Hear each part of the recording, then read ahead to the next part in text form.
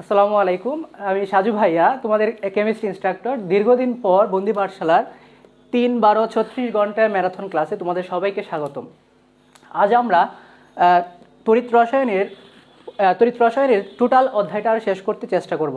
So যেহেতু মাগরিবের নামাজ প্রায় শেষ হয়েছে, তোমরা সবাই বন্ধুদেরকে মেনশন করে দাও, আমরা সবাই একসাথে ক্লাসটি শুরু করব। যেহেতু মাত্র মাগরিবের নামাজ চলতেছে, তাহলে আমরা একটু ওয়েট করতেছি। আমরা কয়েক মিনিট ওয়েট করে একটু পরেই ইনশাল্লাহ শুরু করব। মাগরিবের নামাজ যেহেতু চলতেছে, নামাজ মনে হয় কোনো শেষ হয় নাই, তারপরে ইনশাল্লাহ আমরা শুরু করে দিব। সবাই দ্রুত জয়েন হয়ে যাও, আর বন্ধুদেরকে মেনশন করে দাও। সবাই দ্রুত জয়েন হয়ে যাও। আজ আমরা এই তড়িৎ রসায়ন অধ্যায়টা আমাদের একাডেমিক প্লাস এডমিশনের জন্য খুবই ইম্পর্টেন্ট। আজ আমরা এখান থেকে প্রত্যেকটি বিষয় একদম ডিপলি অ্যানালাইসিস করব। সো বুঝতেই পারছো আমাদের এই ক্লাসটি কতটা এফেক্টিভ হবে। তোমাদের যারা এইচএসসি পরীক্ষার্থী আছো প্লাস এডমিশন, সবার জন্য কিন্তু ক্লাসটি খুবই গুরুত্বপূর্ণ। সো সবাই দ্রুত ক্লাসটি শেয়ার করতে থাকো, আর সবাই আস্তে আস্তে জয়েন হোক, তারপর আমরা ক্লাসটি শুরু করে দিব। আমরা একটু সময় নিচ্ছি। ওকে, এর মধ্যে আমাকে জানাও যে আমার সাউন্ড আর বোর্ডের লেখা সব কিছু ক্লিয়ার কিনা। সবাই দ্রুত জয়েন করো, তোমাদের বন্ধুদেরকে মেনশন করে দাও। সব কিছু যদি ক্লিয়ার থাকে তাহলে আমরা কিছুক্ষণের মধ্যেই ক্লাসটি কন্টিনিউ করব। ওকে, হ্যাঁ, আস্তে আস্তে সবাই জয়েন হচ্ছ। হ্যাঁ, সবাই জয়েন হও। আমিও শেয়ার করে দিচ্ছি আমার টাইম লাইনে। সবাই শেয়ার করে দাও আস্তে আস্তে।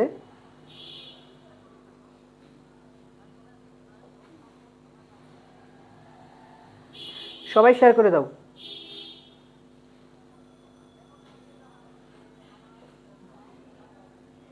আমিও শেয়ার করে দিচ্ছি।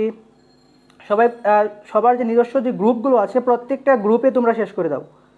হ্যাঁ হ্যাঁ, ওয়ালাইকুম আসসালাম। হ্যাঁ, একজন ভাইয়া বলেছে যে ভাইয়া কি নামাজ পড়েন নাই? হ্যাঁ ভাই, আমি নামাজ পড়েই আসছি। তাই তো একটু 15 মিনিট দেরিতে আমরা ক্লাসটি শুরু করতেছি। তাও আরও ওয়েট করতেছি যাতে সবাই নামাজ পড়ে ধীর স্থিরভাবে একটু চলে আসে।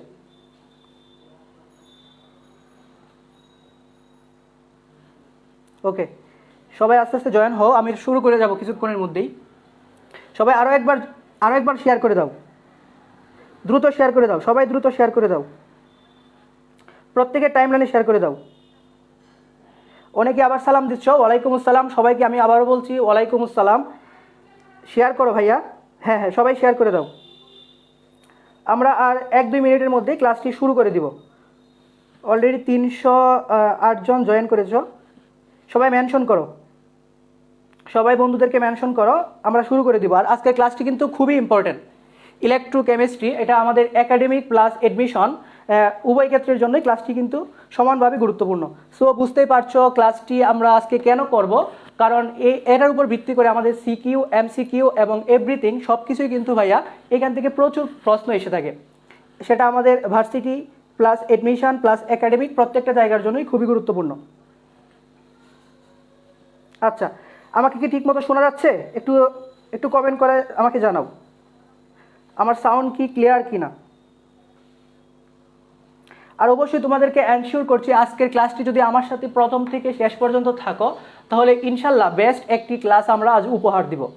আমার সাথে প্রথম থেকে শেষ পর্যন্ত থাকো, ইনশাল্লাহ বেস্ট একটি ক্লাস আজ উপহার দিব। সো তোমরা যারা এখনও খাতা কলম নিয়ে রেডি হও নাই, খাতা কলম প্লাস ক্যালকুলেটর নিয়ে বসে যাও, কারণ আজ আমরা থিওরিটিক্যাল পড়াশোনা করব প্লাস ম্যাথামেটিক্যাল অনেকগুলো প্রবলেম সলভ করব।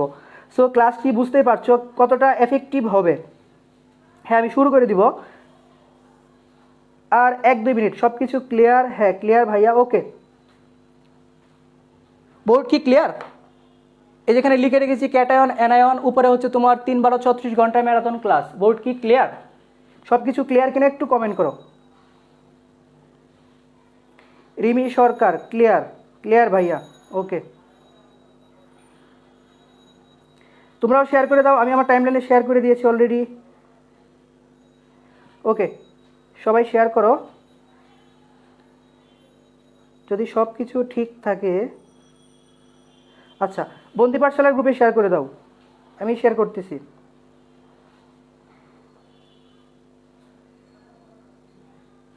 ওকে, শেয়ার ডান, শেয়ার ডান। আমি প্রত্যেকটি গ্রুপেই শেয়ার করে দিয়েছি, তোমরা সবাই শেয়ার করে দাও। তারপরে আবার চেক করে নিচ্ছি শেয়ার হলো কি না। যদি সব কিছু ঠিক থাকে অবশ্যই আমি এখনই শুরু করব।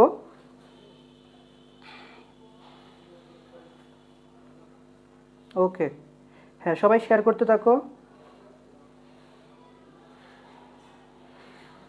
অলরেডি 340 জন জয়েন হয়েছে।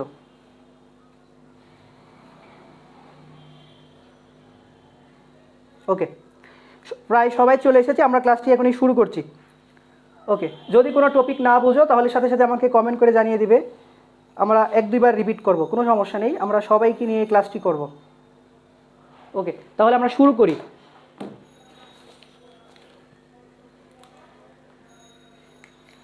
ওকে ভাইয়ারা দেখো, আজকের টপিক হচ্ছে আমাদের তড়িৎ রসায়ন। তো তড়িৎ রসায়ন যখন আমরা শুরু করব, প্রথমে হচ্ছে আমাদের একটি বিষয়কে অ্যানালাইসিস করতে হবে, আর সেটি হচ্ছে কোষ সম্বন্ধে আমাদেরকে ডিটেলস একটা ধারণা থাকতে হবে।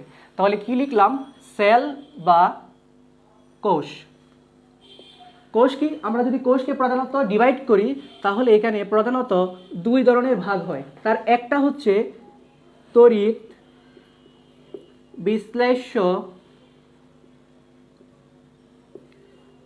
বিশ্লেষ্য কোষ, এবং আরেকটি কোষ হচ্ছে তড়িৎ রাসায়নিক কোষ। তড়িৎ রাসায়নিক কোষ।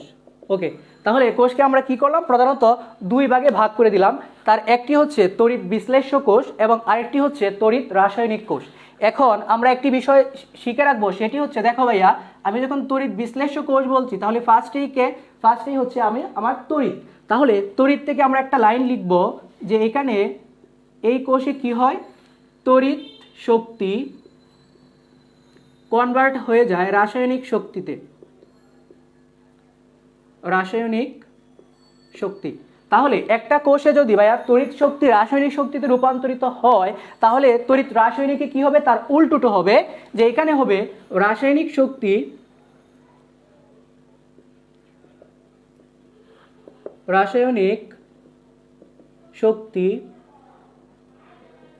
তড়িৎ শক্তিতে রূপান্তর হবে। তাহলে আমরা একটা ফার্স্ট যে লাইনটা লিখলাম সেটি হচ্ছে, যখন আমি বলছি তড়িৎ বিশ্লেষ্য কোষ, তখন আমি বলছি ভাইয়া তড়িৎ শক্তি রাসায়নিক শক্তিতে কনভার্ট হবে। যখন আমি বলছি তড়িৎ রাসায়নিক কোষ, তখন বলছি রাসায়নিক শক্তি তড়িৎ শক্তিতে কনভার্ট হবে। ওকে, দুইটা কিন্তু পরস্পর উল্টো। তাহলে আমরা মনে রাখবো কেমনে? আমরা যখন তড়িৎ বিশ্লেষ্য বলছি, ফার্স্টে আমরা কাকে পেয়ে যাচ্ছি? আমরা তড়িৎকে পেয়ে যাচ্ছি। তার মানে এই তড়িৎ শক্তি আমার কনভার্টেড হবে রাসায়নিক শক্তিতে। যেহেতু এটা তড়িৎকে রাসায়নিক করবে, তাহলে বাকিটা কি তার উল্টো। তাহলে উল্টো হচ্ছে কি? রাসায়নিক শক্তি তড়িৎ শক্তিতে রূপান্তর হবে। আচ্ছা, এখন আমরা একটা যদি তড়িৎ বিশ্লেষ্য কোষ আঁকি তাহলে কি ঘটনা দাঁড়ায় একটু দেখাচ্ছি তোমাদের। আমি এটা মুছে দিচ্ছি, সবাই তুলে নাও।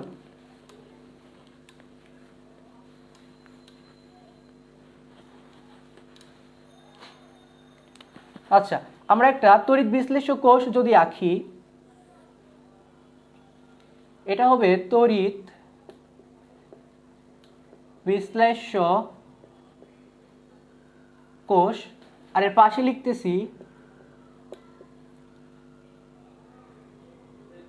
তড়িৎ রাসায়নিক কোষ। যেহেতু আমি বলছি ভাইয়া তড়িৎ শক্তিকে রাসায়নিক শক্তিতে কনভার্ট করে, তার মানে এই কোষকে চালানোর জন্য তাহলে ফার্স্টেই আমাকে কি ইনপুট করতে হবে? আমাকে তড়িৎ ইনপুট করতে হবে। তাহলে আমি যখন একটা সেল আঁকবো তখন সেলের প্রধান বৈশিষ্ট্য হচ্ছে এর মধ্যে ভাইয়া 2টি তড়িৎদ্বার বা 2টি ইলেকট্রোড থাকবে। তাহলে প্রথমে হচ্ছে আমার কথা আসবে ভাইয়া ইলেকট্রোড বা তড়িৎদ্বার কি? ইলেকট্রোড বা তড়িৎদ্বার কি? তড়িৎদ্বার হচ্ছে তড়িৎ বিশ্লেষণের সময় দ্রবণে যে ধাতব দণ্ড ডুবানো থাকে তাকে আমরা বলি তড়িৎদ্বার। আমি আবারও রিপিট করছি, তড়িৎ বিশ্লেষণের সময় যে ধাতব দণ্ড দ্রবণে ডুবানো থাকে সেটি হচ্ছে আমার তড়িৎদ্বার। তাহলে আমি যখন তড়িৎ বিশ্লেষ্য কোষ আঁকবো, এখানে আমার 2টা তড়িৎদ্বার লাগবে। 2টা তড়িৎদ্বার, একটা হচ্ছে আমার কোষের বাম তড়িৎদ্বার আর একটা হচ্ছে আমার ডান তড়িৎদ্বার। আমি কোষের বাম তড়িৎদ্বারকে নাম দিচ্ছি অ্যানোড এবং এই ডান তড়িৎদ্বারকে নাম দিচ্ছি ক্যাথোড। ওকে, তাহলে আমি ফার্স্টে কি করলাম? আমি যখন বলছি তড়িৎ বিশ্লেষ্য কোষ আঁকবো তাহলে 2টা তড়িৎদ্বার আঁকলাম। একটা হচ্ছে আমার অ্যানোড আর ডানেরটা হচ্ছে আমার ক্যাথোড। ওকে, এখন অ্যানোড এবং ক্যাথোডকে একটা ব্যাটারির মাধ্যমে আমি সংযোগ দিয়ে দিলাম। আরেকটা কাজ করলাম, আমি যখন তড়িৎ বিশ্লেষক আঁকবো, আমার যে অ্যানোড সেই অ্যানোডের প্রকৃতি হবে ভাইয়া প্লাস, আর যে ক্যাথোড তার প্রকৃতি হবে মাইনাস। তাহলে আমি তিনটা কাজ করলাম। আমি ফার্স্টে দুইটা তড়িৎদ্বার নিলাম, দেন তড়িৎদ্বার দুটোকে একটি ব্যাটারির মাধ্যমে আমি কানেকশন দিয়ে দিলাম। আচ্ছা, এখন হচ্ছে যেহেতু এটা একটা তড়িৎ বিশ্লেষ্য দ্রবণ, তাহলে এখানে তড়িৎ বিশ্লেষ্য থাকবে। এটা হচ্ছে আমার তড়িৎ বিশ্লেষ্য বা ইলেকট্রোলাইট। ওকে, ইলেকট্রোলাইট। এখানে তড়িৎ বিশ্লেষ্য, এখানে আমি যে একটা দ্রবণ নিচ্ছি সেই দ্রবণটি হচ্ছে ভাইয়া গলিত সোডিয়াম ক্লোরাইড এর দ্রবণ, গলিত সোডিয়াম ক্লোরাইডের দ্রবণ। তাহলে আমি কি নিচ্ছি? গলিত সোডিয়াম ক্লোরাইড। যেহেতু সোডিয়াম ক্লোরাইড গলিত, তার মানে সোডিয়াম ক্লোরাইড কিভাবে থাকবে? সোডিয়াম প্লাস আর হচ্ছে ক্লোরাইড মাইনাস রূপে দ্রবণে উপস্থিত থাকবে। আমি আবারও রিপিট করছি, সোডিয়াম ক্লোরাইডে আমি কি দ্রবণ নিচ্ছি? সোডিয়াম ক্লোরাইডের গলিত দ্রবণ নিচ্ছি। যেহেতু গলিত দ্রবণ নিচ্ছি, তাহলে সোডিয়াম প্লাস আর ক্লোরাইড রূপে তো দ্রবণে তারা অবস্থান করবে। আচ্ছা, এখন অ্যানোডের প্রকৃতি যেহেতু ভাইয়া বলছি প্লাস আর ক্যাথোডের প্রকৃতি বলছি মাইনাস, তাহলে দ্রবণে এই যে আমার ক্লোরাইড মাইনাস, সে কোন দিকে আকৃষ্ট হবে? সে অবশ্যই প্লাসের দিকে আকৃষ্ট হবে। এখানে আরও দুইটা লাইন লিখতেছি, সবাই একটু নোট করে নাও। একটি হচ্ছে, আমরা যখন দেখব অ্যানোড, সেটি যে তড়িৎদ্বারেই হোক, অ্যানোড যখন দেখব, অ্যানোডে সবসময় ভাইয়া জারণ হবে। অ্যানোডে কি হবে? অ্যানোডে সবসময় জারণ হবে। আচ্ছা, জারণ থেকে আরেকটি কথা লিখতে পারি, সেটি হচ্ছে ছারণ। জারণ মানে কি? ছারণ। আসলে কি ছাড়বে? মূলত ইলেকট্রনের ছারণ। ওকে, তাহলে অ্যানোডের জন্য লিখলাম আমরা জারণ। একইভাবে আমি যদি লিখি ক্যাথোড, ক্যাথোডের জন্য কি হবে? ক্যাথোডের জন্য হবে আমার বিজারণ। তাহলে যদি আমি বলি বিজারণ, কার বিজারণ? ইলেকট্রনের বিজারণ। ইলেকট্রনের বিজারণ। ওকে, তাহলে আমি যে বলতেছি ভাইয়া ইলেকট্রনের ছাড়ন, এখন আমি তোমাকে যদি জিজ্ঞেস করি যে ভাইয়া যে পদার্থ বা যে সত্তা ইলেকট্রন ছাড়ে, তাকে কিন্তু একটা নামে রাখা হয়। আমাকে একটু কমেন্ট করে জানাও তো, তাকে কি নামে রাখা হয়? দেখি কতজন বলতে পারো। আমি বললাম যে ইলেকট্রন যে পদার্থ ছাড়ে বা যে সত্তা ইলেকট্রন ছাড়ে, তাকে কিন্তু একটি নামে রাখা হয়। তাকে কি নামে রাখা হয়? আমাকে একটু একটু কমেন্ট করে লিখে জানাও, দেখি কে আগে বলতে পারো।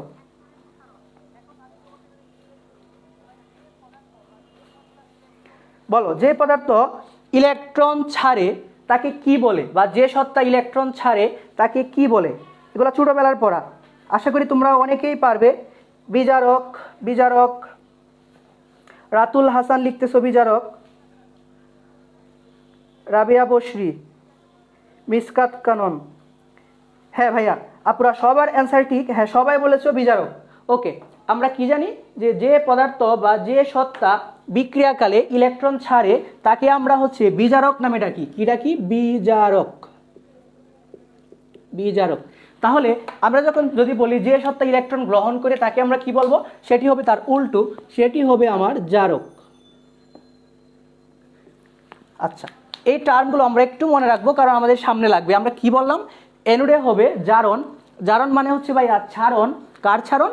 ইলেকট্রনের ছাড়ন। তাহলে যে ইলেকট্রন ছাড়বে বা যে সত্তা ইলেকট্রন ছাড়বে তাকে আমরা বলছি বিজারক।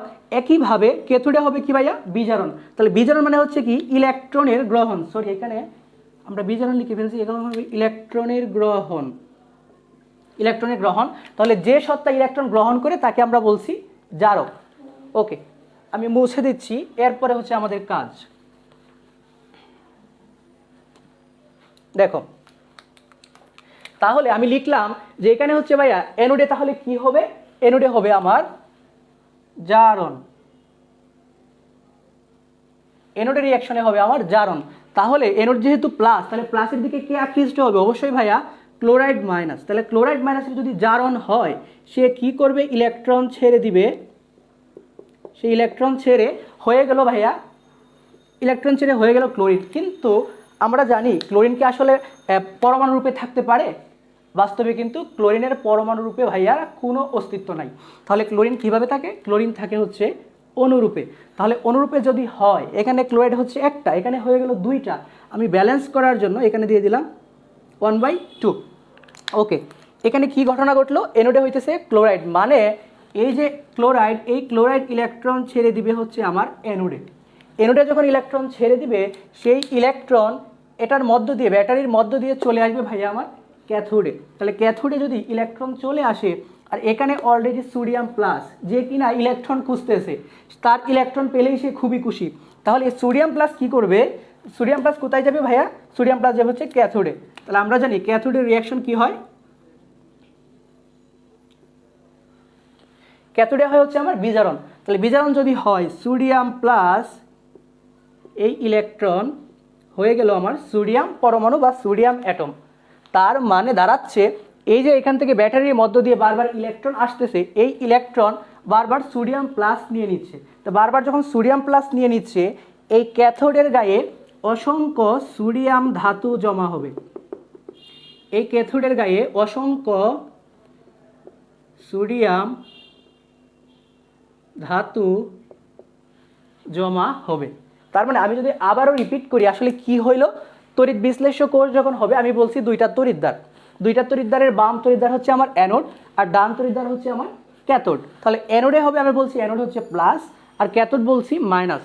তাহলে অ্যানোডে কি ঘটনা ঘটে, যেহেতু গলিত দ্রবণের মধ্যে সোডিয়াম প্লাস আর ক্লোরাইড মাইনাস, অ্যানোডে হচ্ছে পজিটিভ যেহেতু নেগেটিভকে আকৃষ্ট করবে, তাহলে ক্লোরাইড মাইনাস একটা ইলেকট্রন ছেড়ে দিয়ে এই ব্যাটারির মধ্য দিয়ে যখন এখানে একটা ইলেকট্রন আসবে, এই সোডিয়াম প্লাস এই ইলেকট্রনটাকে সে নিয়ে নেবে। তাহলে যতবার এখানে ইলেকট্রন আসবে ততবার সোডিয়াম এটা নিয়ে নেবে। এই প্রসেস চলতে থাকবে, যতক্ষণ বিক্রিয়া আমি চালাবো ততক্ষণ চলবে। যার ফলশ্রুতিতে কি হয়, এই ক্যাথোডের গায়ে অসংখ্য সোডিয়াম ধাতু আমার জমা হতে থাকবে। এই পর্যন্ত সবার ক্লিয়ার কিনা আমাকে একটু কমেন্ট করে জানাও। এই যে আমি বললাম তড়িৎ বিশ্লেষ্য কোষে কি ঘটনাটা ঘটতেছে, তোমরা এটা ক্লিয়ার কিনা, এটা ক্লিয়ার হইলে আমরা সামনে যাব। আশরাফুল ইসলাম ভুইয়া সাগর, হ্যাঁ সাজু ভাইয়া, এটা ক্লিয়ার কিনা একটু কমেন্ট করে আমাকে জানাও যে এই যে আমি তড়িৎ বিশ্লেষ্য কোষটা তোমাদেরকে এখন বোঝালাম, এটা ক্লিয়ার কিনা। এটা যদি ক্লিয়ার হয়, আমরা তড়িৎ রাসায়নিক কোষ এখন একটু অ্যানালাইসিস করব। রাবিয়া বসরি, জি ক্লিয়ার। দীপান্বিতা ক্লিয়ার। ওকে, তোমরা কি শেয়ার করতেছো? হ্যাঁ হ্যাঁ শেয়ার করো। শেয়ার করলে কি হবে, তোমাদের টাইম লাইনে যদি ক্লাসটা থাকে, তাহলে সেই ক্লাসটি কিন্তু পরবর্তীতে আবার দেখতে পারবে। তাহলে এতক্ষণ আমরা বুঝলাম হচ্ছে তড়িৎ বিশ্লেষ্য কোষ। ওকে, এখন আমরা দেখব হচ্ছে তড়িৎ রাসায়নিক কোষ। দেখি এখানে কি ঘটনা ঘটে, সবাই ভালো করে মনোযোগ দাও। আমরা এখন দেখব তড়িৎ রাসায়নিক কোষ। তাহলে তড়িৎ রাসায়নিক কোষ যখন আঁকবো, এই কোষের ক্ষেত্রেও ভাইয়া আমার দুইটা তড়িৎদ্বার লাগবে, দুইটা তড়িৎদ্বার বা ইলেকট্রোড লাগবে। কিন্তু তফাৎ হচ্ছে আমরা যখন তড়িৎ বিশ্লেষ্য কোষ আঁকতেছি, তখন এই দুইটা তড়িৎদ্বারই কিন্তু ভাইয়া একই পাত্রে। কিন্তু আমরা যখন তড়িৎ রাসায়নিক কোষ আঁকবো, তখন দুইটা তড়িৎদ্বার হবে দুই পাত্রে। এটা হচ্ছে একটা পাত্র, আর এইটা হচ্ছে আরেকটা পাত্র। ওকে, তাহলে দুই পাত্র যেহেতু, আগের মতো তড়িৎদ্বার লাগবে কয়টা, তড়িৎদ্বার লাগবে আমার দুইটা।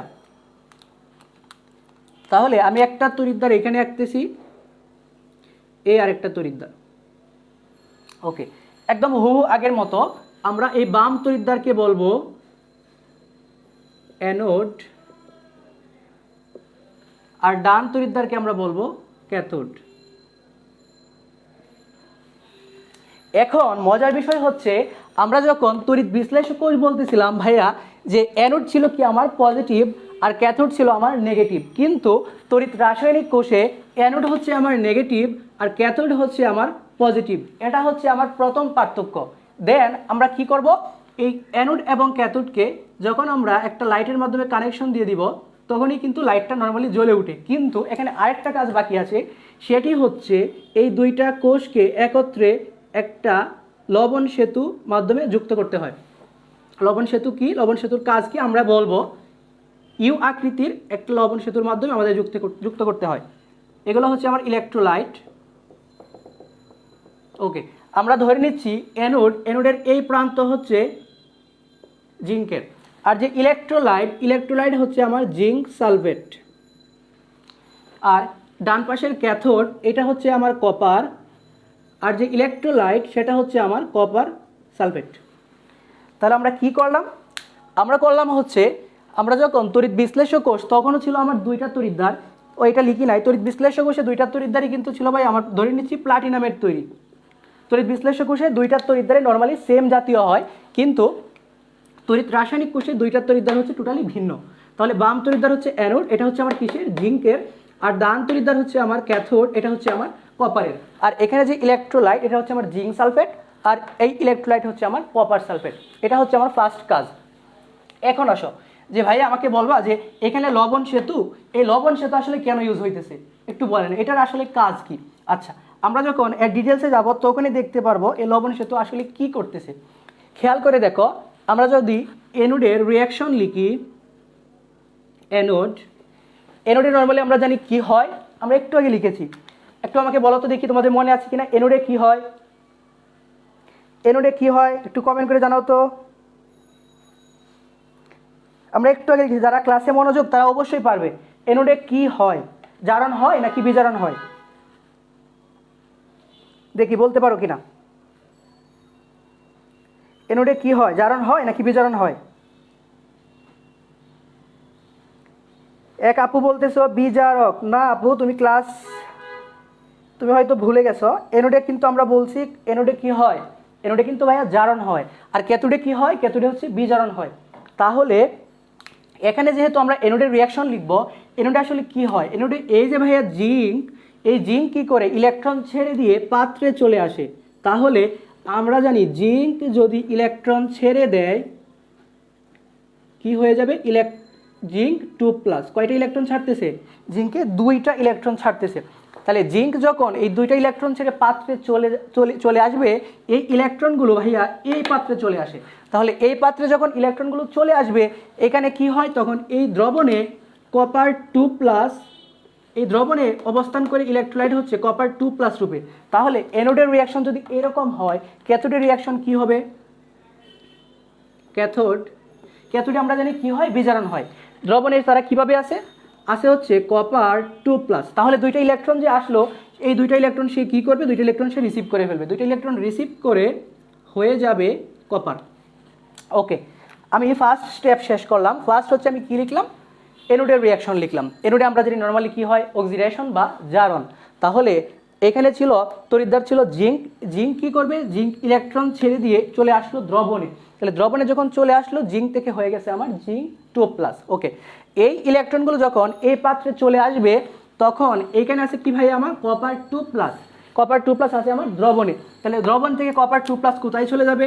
দ্রবণ থেকে কপার 2+ চলে যাবে ক্যাথোডের গায়ে। তখন আস্তে আস্তে এই কপার আমার জমা হতে থাকবে অনেকটা এইটার মতো। আচ্ছা, তাহলে কি হলো? কপার 2+ ইলেকট্রন গ্রহণ করে হয়ে গেল আমার কপার। তাহলে এখন যদি আমি সেল রিয়াকশন লিখি, সেল রিয়াকশন মানে হচ্ছে ভাইয়া কোষ বিক্রিয়া। খেয়াল করো, এই যে আমার 2 ইলেকট্রন কাটাকাটি, তাহলে এখানে থাকতেছে জিঙ্ক প্লাস কপার 2+, আর এই পাশে থাকতেছে জিঙ্ক 2+ প্লাস কপার। এটা হচ্ছে আমার সেল রিয়াকশন কার? তড়িৎ রাসায়নিক কোষের সেল রিয়াকশন আমি এখান থেকে লিখলাম। আমাকে একটু এনশিওর করো যে এই সেল রিয়াকশন পর্যন্ত তোমাদের সব কিছু ক্লিয়ার কিনা। যদি ক্লিয়ার থাকে আমরা একটা মজার বিষয় দেখবো এখান থেকে। এই যে আমরা সল্ট ব্রিজ বলতেছি, সল্ট ব্রিজ আমরা কেন ইউজ করতেছি এইটা এখন দেখবো। একটু আমাকে বলো এটা ক্লিয়ার কিনা।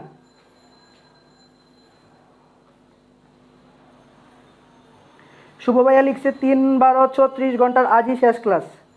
হ্যাঁ, আজই ভাইয়া শেষ ক্লাস। তোমরা যদি আরও ক্লাস চাও, ইনশাল্লাহ বন্দি পাঠশালা থেকে আমরা চেষ্টা করবো অ্যারেঞ্জ করার জন্য। তবে এই জন্য তোমাদেরকে খুবই অ্যাটেন্টিভ থাকতে হবে। ওকে, ব্লাড দেখা যাচ্ছে?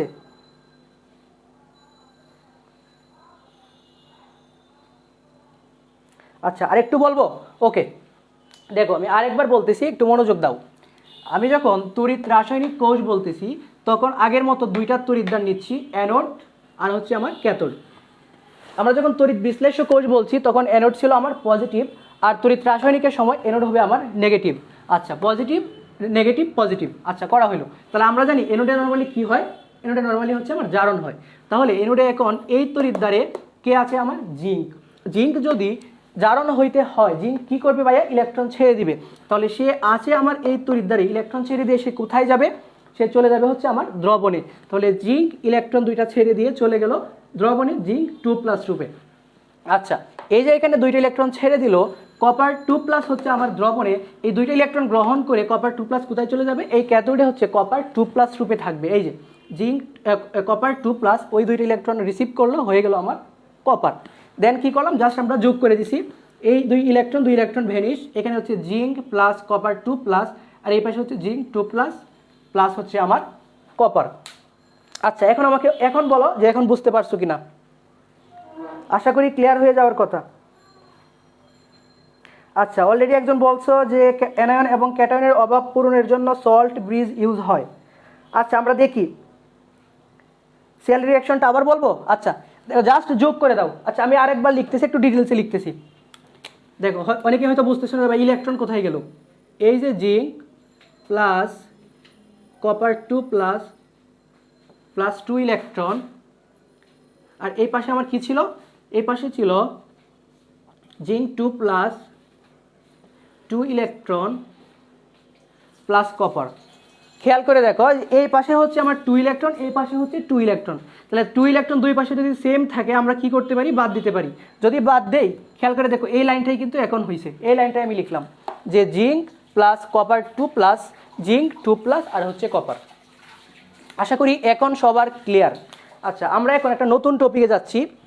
এখান থেকে আরেকটু এলাবোরেট করবো যে আমরা বাকি রয়ে গেছে সল্ট ব্রিজের কাজ কি। Uses of salt bridge. দেখো সল্ট ব্রিজ কি হয় তোমরা নিজেরাই বলতে পারবা। আচ্ছা, সল্ট ব্রিজ রূপে কে কে ইউজ হয় এটা একটু লিখে দিচ্ছি। পটাশিয়াম ক্লোরাইড, পটাশিয়াম নাইট্রেট, আরও ইউজ হয়। বেসিক্যালি এই দুইটাই বেশি ইউজ হয়। এখন দেখো সল্ট ব্রিজের আসলে কাজ কি। প্রথমে যখন এনোডে তড়িৎদ্বার থেকে জিঙ্ক 2+ দ্রবণে চলে আসলো, তখন কিন্তু ভাইয়া এই দ্রবণে পজিটিভ আয়ন,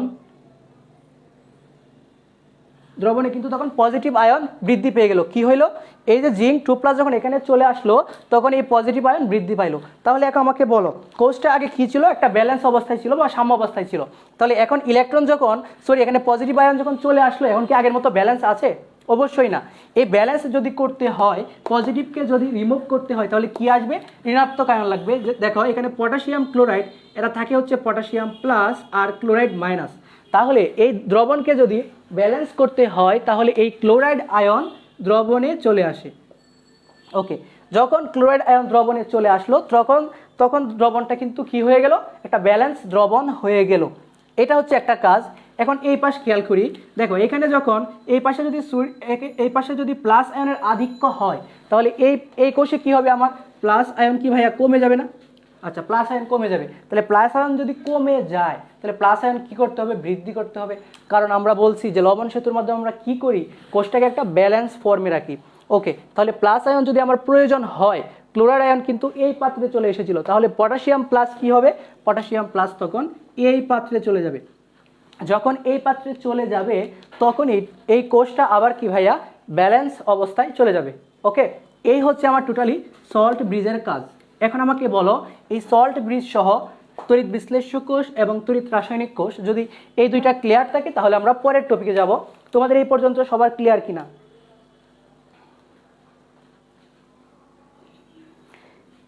একটু আমাকে জানাও যে এই পর্যন্ত সবার ক্লিয়ার কিনা।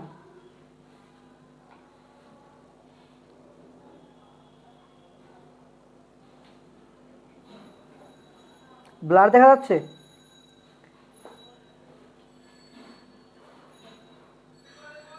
আচ্ছা, আসলে কি ব্লার দেখা যাচ্ছে? একজনে বলতেছে ব্লার। একটু কমেন্ট করো তো তোমরা, ব্লার কি দেখা যাচ্ছে?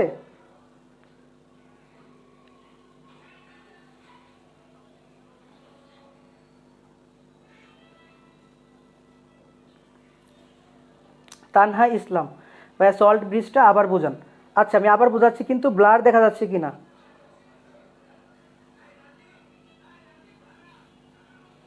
আচ্ছা, সল্ট ব্রিজটা আবার বুঝাইতেছি। সবাই একদম কনসেন্ট্রেট, সবাই মনোযোগ দাও। দেখো, আমি বলছি সল্ট ব্রিজের ফার্স্ট কাজ হচ্ছে আমরা ব্যালেন্স রক্ষা করে, আমি বলছি কিভাবে ব্যালেন্স রক্ষা করে এটা এখন দেখাচ্ছি। এখানে আমি একটু হালকা মুছে নেই, খেয়াল করো। আমি বলছি সল্ট ব্রিজে যে কম্পাউন্ড বা যে যৌগগুলো আমরা ইউজ করি নর্মালি তারা হচ্ছে পটাশিয়াম ক্লোরাইড সল্ট অথবা পটাশিয়াম নাইট্রেট। আচ্ছা, তাহলে পটাশিয়াম ক্লোরাইড কিভাবে থাকে? পটাশিয়াম ক্লোরাইড থাকে হচ্ছে পটাশিয়াম প্লাস আর ক্লোরাইড মাইনাস। আমি যে সল্টে ইউজ করি না কেন, একইভাবে আমি যদি পটাশিয়াম নাইট্রেট ইউজ করি তাহলে potassium plus nitrate minus, doesn't matter. তাহলে আমি একটা সল্ট নিয়ে বলতেছি পটাশিয়াম প্লাস আর হচ্ছে ক্লোরাইড মাইনাস। খেয়াল করে দেখো, আমি যখন বলতেছি এনোডের রিয়াকশন তখন কি হচ্ছে, এই জিঙ্ক দুইটা ইলেকট্রন ছেড়ে দ্রবণে আমার চলে আসছে। আমি আবার রিপিট করতেছি, জিঙ্ক অ্যানোড থেকে দুইটা ইলেকট্রন ছেড়ে এই দ্রবণে চলে আসছে। দ্রবণে যখন চলে আসলো এই যে হয়ে যাচ্ছে কি ভাই আমার জিঙ্ক 2+। তাহলে জিঙ্ক 2+ যখন হচ্ছে তখন কি এখানে পজিটিভ আয়নের একটা আধিক্য হয়ে যাচ্ছে না? এখানে পজিটিভ আয়ন হয়ে যাচ্ছে না, এই যে জিঙ্ক 2+ যে হয়ে যাচ্ছে দ্রবণে। তাহলে এই পজিটিভ আয়ন যদি হয়ে যায় তাহলে এই পাশের তড়িৎদ্বার বা এই পাশের ইলেকট্রোলাইট কি এখন ব্যালেন্স অবস্থায় আছে? আগে কিন্তু ব্যালেন্স অবস্থায় ছিল। যখন ইলেকট্রন এখানে চলে আসলো, পজিটিভ আয়ন যখন বেড়ে গেল তখন কিন্তু সেই ব্যালেন্সটা নেই। তাহলে সেই ব্যালেন্সকে যদি আমাকে ব্যালেন্স আগের মতো করতে হয়, পজিটিভকে যদি ব্যালেন্স করতে হয় তাহলে আমার কি লাগবে? অবশ্যই নেগেটিভ লাগবে। তাহলে এখানে এই সল্টের মধ্যে পজিটিভ হচ্ছে পটাশিয়াম আর নেগেটিভ হচ্ছে আমার ক্লোরাইড। তাহলে কে আসবে এখানে? এই ক্লোরাইড আয়ন কিন্তু ভাইয়া আমার এই দ্রবণে যখন চলে আসবে তখন এই পাশের সেলটা আমার কি হবে, এই সেলের অর্ধকোষ তখন কি হবে, সেটা ব্যালেন্স অবস্থায় চলে যাবে। এটা হচ্ছে আমার বাম তড়িৎদ্বার। এখন আসো ডান তড়িৎদ্বার। ডান তড়িৎদ্বারে কি হয় আমি বলতেছি, এখানে যেহেতু প্লাস আয়নের আধিক্য হয় তাহলে এখানে কি প্লাস আয়নের আধিক্য হবে? কারণ এখানে উল্টা ঘটনা ঘটতেছে, এখানে ছাড়তেছে আর এখান থেকে ক্যাথোডে জমা হচ্ছে। তাহলে এখানে কি হবে, প্লাস আয়নের কিন্তু ঘাটতি হয়ে যাবে। এখানে প্লাস আয়নের আধিক্য ছিল আর এখানে প্লাস আয়নের ঘাটতি হবে। তাহলে প্লাস আয়নের ঘাটতি ফিল আপ করার জন্য আসছিল নেগেটিভ, তাহলে প্লাস আয়নের ঘাটতি পূরণ করার জন্য কাকে দরকার? অবশ্যই পজিটিভকে দরকার। তাহলে পজিটিভ সল্ট এখানে কে ছিল? এই পার্ট পটাশিয়াম প্লাস। তাহলে এখানে তখন চলে আসবে পটাশিয়াম প্লাস। পটাশিয়াম প্লাস যখন হবে, পজিটিভের ঘাটতি ছিল, তাহলে পজিটিভের ঘাটতি আবার কি হয়ে গেল ভাইয়া? ব্যালেন্স হয়ে গেল। এই বাম তড়িৎদ্বার এবং ডান তড়িৎদ্বারে সল্ট ব্রিজ মূলত এই কাজটাই করে। তারা মূলত কি করে? ব্যালেন্স করে দেয়, একটা ব্যালেন্স ক্রিয়েট করে যে আমাদের যে সেলটা ছিল সেই সেলে পজিটিভ আয়নও থাকবে না, নেগেটিভ আয়নও থাকবে না। পজিটিভ হলে নেগেটিভ দিবে, নেগেটিভ হলে পজিটিভের যোগান দিবে। এটা দিয়ে সল্ট ব্রিজটাকে মূলত একটা ব্যালেন্স হিসাবে তৈরি করে। এখন কি ক্লিয়ার কিনা আমাকে একটু বলো, এখন কি ক্লিয়ার কিনা?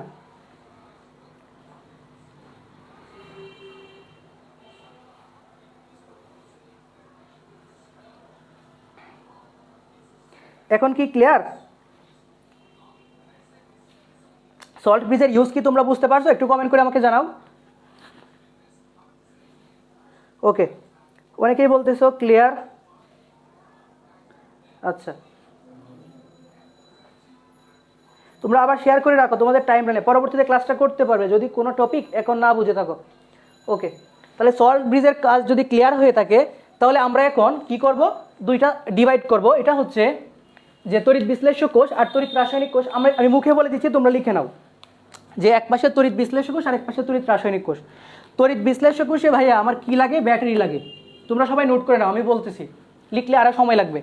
তড়িৎ বিশ্লেষ্য কোষে ব্যাটারি লাগে, কিন্তু তড়িৎ রাসায়নিক কোষে ব্যাটারি লাগে না। এটা হচ্ছে আমার পয়েন্ট 1 পার্থক্য।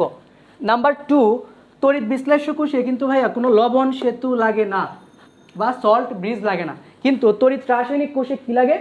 সল্ট ব্রিজ লাগে। এটা হচ্ছে আমার 2, এটা হচ্ছে পয়েন্ট 2। পয়েন্ট 3, তড়িৎ বিশ্লেষ্য কোষে অ্যানোড হচ্ছে ভাই আমার পজিটিভ আর ক্যাথোড হচ্ছে নেগেটিভ, কিন্তু তড়িৎ রাসায়নিক কোষে অ্যানোড হচ্ছে নেগেটিভ আর ক্যাথোড হচ্ছে পজিটিভ। এটা হচ্ছে পার্থক্য 3। আরেকটা হচ্ছে তড়িৎ বিশ্লেষ্য কোষে ক্যাথোড এবং অ্যানোড একই পাত্রের মধ্যে রাখা হয়, কিন্তু তড়িৎ রাসায়নিক কোষে ক্যাথোড এবং অ্যানোড আলাদা দুটি পাত্রের মধ্যে রাখা হয়। আশা করি সবাই লিখে ফেলছো। যদি লেখা হয়ে থাকে তাহলে আমরা পরের টপিকে যাব। সবার লেখা হয়েছে?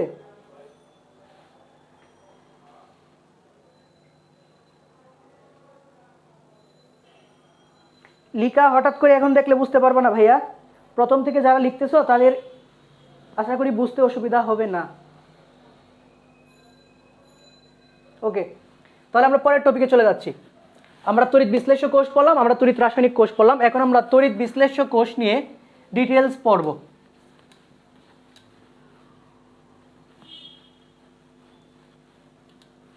তড়িৎ বিশ্লেষ্য কোষ। আচ্ছা, আমরা একটা তড়িৎ বিশ্লেষ্য কোষ যদি আঁকি, দেখো একটা তড়িৎ বিশ্লেষ্য কোষ আঁকি।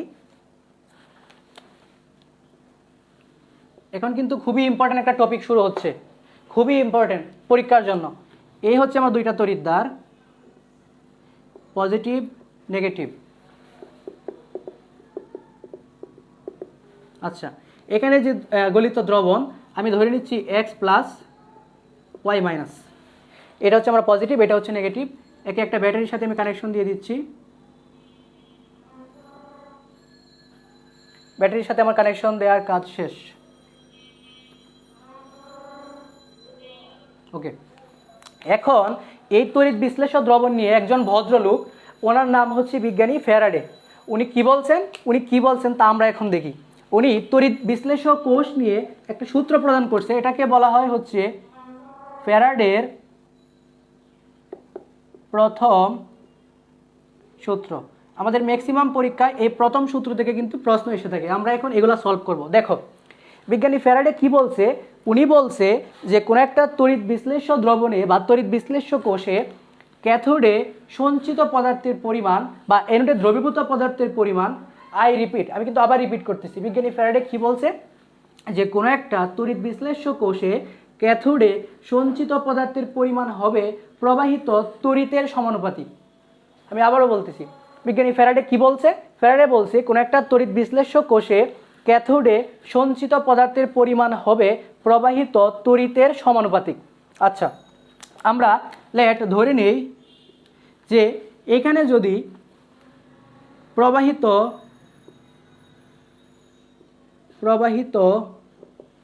তড়িৎ, এই যে এখানে তড়িৎ প্রবাহিত হবে, এটাকে আমরা ধরে নিচ্ছি কিউ, আর ক্যাথোডে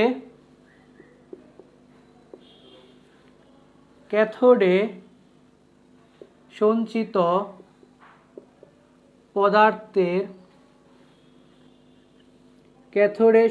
পদার্থের পরিমাণকে আমরা ধরতেছি ডাব্লিউ। ওকে, তাহলে ফ্যারাডের সূত্র অনুসারে আমরা কি বলতে পারি, সে বলছে সঞ্চিত পদার্থের পরিমাণ হবে, তাহলে সঞ্চিত পদার্থের পরিমাণ হবে সমানুপাতিক, কার সমানুপাতিক, প্রবাহিত চার্জের সমানুপাতিক। ফ্যারাডে এই কথাটাই বলছে ক্যাথোডে সঞ্চিত পদার্থের পরিমাণ হবে প্রবাহিত চার্জের সমানুপাতিক। ওকে, আমরা সবাই জানি যে আমরা যদি প্রপোর্শনাল তুলে দেই কি আসে, একটা ইকুয়াল আসবে আর একটা কনস্ট্যান্ট আসবে। এখানেও সেম, তাহলে ডাব্লিউ যখন তুলে দিব, ডাব্লিউ ইকুয়াল কি আসবে, Z Q. Okay, W equal কি, জেড কিউ। তাহলে ডাব্লিউ হচ্ছে আমার কি, ডাব্লিউ হচ্ছে সঞ্চিত পদার্থের পরিমাণ, এই কিউ হচ্ছে প্রবাহিত তড়িৎ, আর এই যে জেড, এটাই হচ্ছে আমার যে কনস্ট্যান্ট, এই কনস্ট্যান্টের নাম হচ্ছে তড়িৎ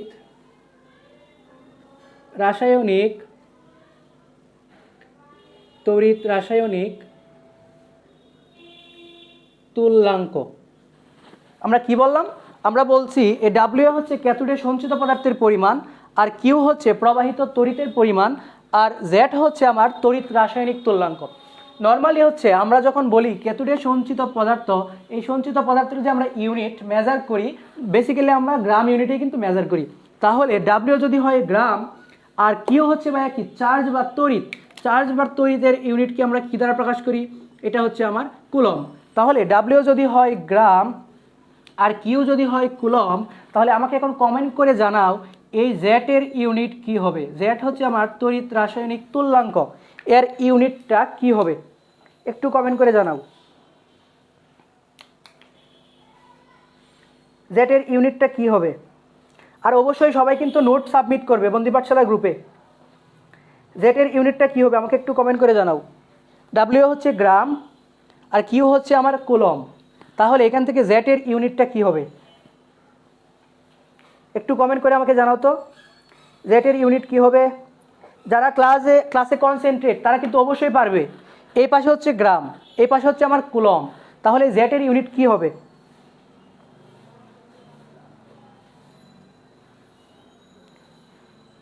দ্রুত কমেন্ট করো, দ্রুত। যে জেটের ইউনিট কি হবে। ওকে, গ্রাম পার কুলম, গ্রাম পার কুলম। হ্যাঁ, সবাই কমেন্ট করতেছো গ্রাম পার কুলম। ওকে, কাউসার আহমেদ, তানহা ইসলাম, রহুল দে, রুবিয়া বসরি। হ্যাঁ, সবাইকে ধন্যবাদ আপু, সবার অ্যান্সার ঠিক আছে। গ্রাম পার কুলম কেমনে আসছে?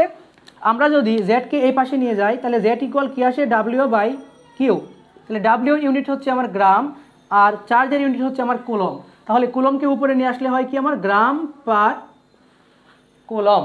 ওকে, এখন আমরা যে বিষয়টা দেখব যে এখান থেকে তড়িৎ রাসায়নিক তুল্যাঙ্কের আমরা সংজ্ঞা দিব, যে তড়িৎ রাসায়নিক তুল্যাঙ্ক তাকে বলে।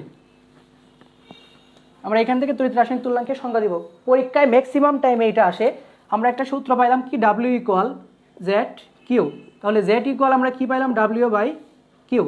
খেয়াল করো, দুইটা কোয়ান্টিটির মধ্যে একটা হচ্ছে উপরে ডাব্লিউ আর একটা হচ্ছে আমার কিউ। তাহলে আমরা যখন কোনো কিছুর ডেফিনেশন দেই তখন আমরা কি করি ভাইয়া, নিচেটাকে 1 ইউনিট আমরা কনসিডার করি। তাহলে নিচে যদি 1 হয় তাহলে আমরা কি বলবো, 1 কুলম। তাহলে আমরা বলতে পারি কোনো তড়িৎ বিশ্লেষ্য কোষে 1 কুলম তড়িৎ প্রবাহের ফলে ক্যাথোডে যে পরিমাণ ধাতু জমা হবে সেই পরিমাণকেই বলা হয় তড়িৎ রাসায়নিক তুল্যাঙ্ক।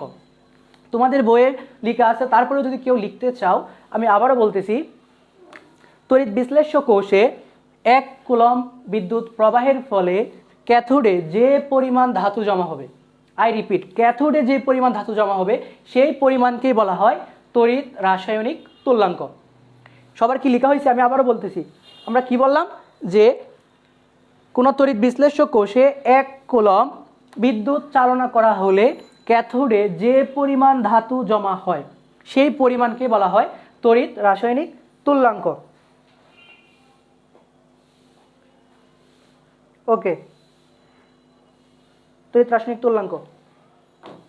আচ্ছা, এখন হচ্ছে এই তড়িৎ রাসায়নিক তুল্যাঙ্কের আমরা আরেকটা ফর্ম দেখব, যে তড়িৎ রাসায়নিক তুল্যাঙ্ক আরেকভাবেও আইডেন্টিফাই করা যায়। সেটি হচ্ছে আমরা লিখতেছি Z equal M divided by EF। আচ্ছা, আমি একটু পরিচয় দিই নেই। এই M হচ্ছে পারমাণবিক ভর, আর E হচ্ছে যোজনী বা আদান প্রদানকৃত ইলেকট্রন এর সংখ্যা।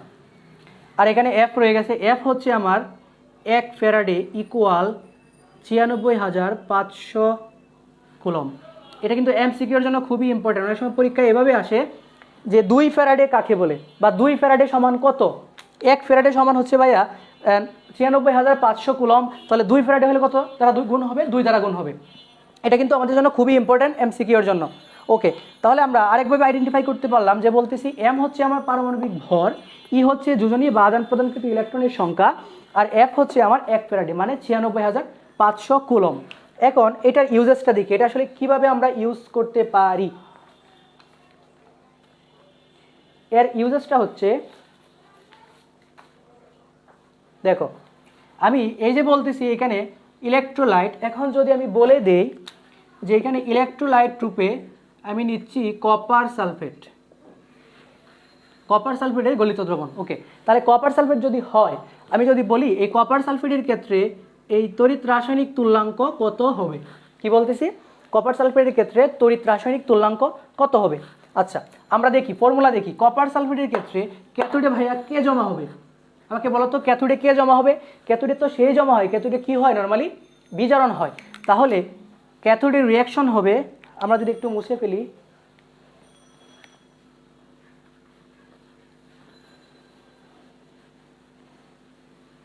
ক্যাথোডের রিয়াকশন কি দাঁড়ায়, ক্যাথোডের রিয়াকশন হবে, দেখো কপার 2+2 ইলেকট্রন হয়ে গেল আমার কপার। ওকে, তাহলে আমরা জেটের ফর্মুলা থেকে কি পাই, M ডিভাইডেড বাই EF। এখন আমাকে বলো তো M এর ভ্যালু কত। M হচ্ছে পারমাণবিক ভর। দেখি কপারের পারমাণবিক ভর সবার মনে আছে কিনা, সবার মনে থাকার কথা। কপারের পারমাণবিক ভর একটু আমাকে কমেন্ট করে জানাও কত হবে। কপারের পারমাণবিক ভর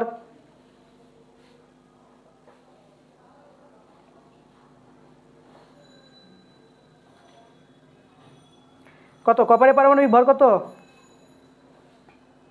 আমি ভুলে গেছি, আমাকে বলো কপারের পারমাণবিক ভর কত? 29 কপারের পারমাণবিক ভর। রায়হান হুসাইন 63.5, জাহিদুল ইসলাম আবির 65.5। আচ্ছা, কপারের পারমাণবিক ভর কি কনস্ট্যান্ট নাকি ভেরিয়েবল? তোমরা এক একজনে কিন্তু এক এক উত্তর দিচ্ছ, তাহলে তো এটা ভেরিয়েবল হয়ে গেল। 63.5। ওকে, তাহলে সবাই যেহেতু বলতেছো 63.5, তাহলে আমি ধরে নিচ্ছি আসলে 63.5 মনে হয়, আমি জানি না, আমি তোমাদের কাছ থেকে শিখতেছি। ওকে, তাহলে ম্যাক্সিমাম বলতেছো 63.5, তাহলে আমি লিখতে পারি কপারের পারমাণবিক ভর 63.5, এটা হচ্ছে আমার এম এর ভ্যালু। আচ্ছা, এরপরে লিখলাম আমি ই হচ্ছে কি বলছি, যোজনী বা আদান প্রদানকৃত ইলেকট্রনের সংখ্যা। খেয়াল করে দেখো এখানে কপার কয়টা ইলেকট্রন রিসিভ করলো, কয়টা ইলেকট্রন? 2টা, তাহলে ই এর ভ্যালু হবে এখানে 2। আর এফ মানে হচ্ছে কি 96,500 কুলম। তাহলে এগুলো যদি আমরা ইনপুট দেই তাহলে এখানে কত? 63.5 ডিভাইডেড বাই 2, 96,500। ক্যালকুলেট করো তো কত আসে, যা আসবে এটাই হচ্ছে অ্যান্সার। এটা ক্যালকুলেট করলে যা আসবে এটাই অ্যান্সার। আশা করি এখন দেখবো কয়জন ক্যালকুলেটর নিয়ে বসছো। এটার অ্যান্সার যদি বের করতে পারো তাহলে বুঝবো আসলেই তোমাদের ক্যালকুলেটর নিয়ে তোমরা বসছো। বের করো এটার অ্যান্সার কত আসে, আমিও হিসাব করতেছি, দেখি কত আসে। 63.5 ডিভাইডেড বাই 2 ইন্টু 96,500।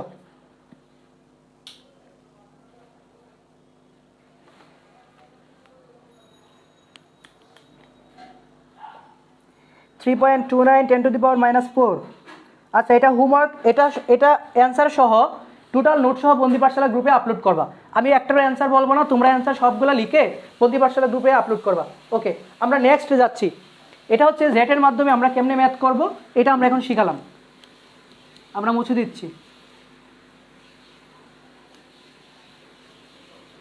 আচ্ছা, যারা এখনও শেয়ার করো নাই সবাই শেয়ার করে দাও, যাতে পরবর্তীতে ক্লাসটা তোমাদের টাইম লাইনে খুঁজে পাও।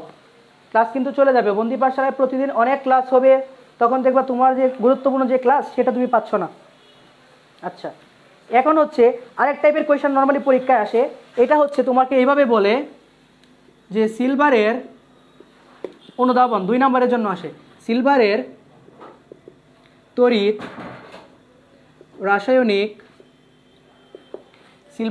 রাসায়নিক তুল্যাঙ্ক 0.000118 গ্রাম পার কুলম বলতে কি বুঝো? মানটা কি ঠিক লিখছি? 0.00118, 0 হচ্ছে একটা বেশি লিখে ফেলছি। ওকে, সিলভারের তড়িৎ রাসায়নিক তুল্যাঙ্ক এত বলতে কি বুঝো? অনুধাবন কোয়েশ্চেনে 2 মার্কসের জন্য আসে, কিন্তু এক লাইন লিখতে পারলে 2 নাম্বার। তাহলে কি লিখবা? আমরা জানি তড়িৎ রাসায়নিক তুল্যাঙ্ক Z = W/Q। তার মানে আমরা বলতে পারি যে সিলভারের তড়িৎ রাসায়নিক তুল্যাঙ্ক এত বলতে বুঝি 1 কুলম চার্জ যদি আমরা প্রদান করি তাহলে ক্যাথোডে, সিলভার ক্যাথোডে কত গ্রাম জমা হবে ধাতু? এত গ্রাম ধাতু ক্যাথোডে জমা হবে। আমি রিপিট আবারও বলতেছি, তড়িৎ বিশ্লেষ্য কোষে 1 কুলম চার্জ প্রদান করলে বা 1 কুলম তড়িৎ প্রবাহ করলে, সিলভার তড়িৎ দ্বারে 1 কুলম চার্জ প্রদান করলে ক্যাথোডে এত গ্রাম সিলভার জমা হবে। জাস্ট এক লাইন। একইভাবে সিলভারের তড়িৎ রাসায়নিক তুল্যাঙ্ক না এসে তোমাকে এটাও আসতে পারে, ম্যাগনেসিয়ামের তড়িৎ রাসায়নিক তুল্যাঙ্ক বলতে কি বুঝো? গ্রাম পার কুলম, অন্য একটা দিয়ে দিতে পারে। কথা কিন্তু ভাইয়া সেম, শুধু এখানে ম্যাগনেসিয়াম হলে তুমি ম্যাগনেসিয়াম বলবা, এখানে সোডিয়াম থাকলে সোডিয়াম বলবা, এখানে সিলভার থাকলে সিলভার বলবা। জাস্ট এক লাইন, তাহলেই কিন্তু এটা আমাদের জন্য খুবই এফেক্টিভ হয়ে যাবে। ওকে, তাহলে আমরা এখন পরে আরেকটা টপিক শিখব। পরের টপিকের হেডলাইন দাও, রাসায়নিক তুল্যাঙ্ক। এটা হচ্ছে আমাদের রাসায়নিক তুল্যাঙ্ক। বা রাসায়নিক তুল্য ভর। আচ্ছা, এটা মুছে দিচ্ছি।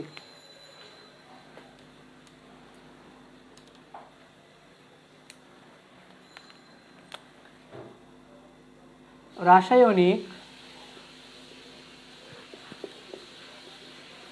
তুল্যাঙ্ক বা রাসায়নিক তুল্য ভর। আগেরটা পড়ছি আমরা ভাইয়া কি, তড়িৎ রাসায়নিক তুল্যাঙ্ক, আর এখন একটা হচ্ছে রাসায়নিক তুল্যাঙ্ক বা তুল্য ভর। ওকে, আমরা দুইটার মধ্যে আসলে বেসিক্যালি তফাৎ কি এটা এখন খুঁজে বের করব।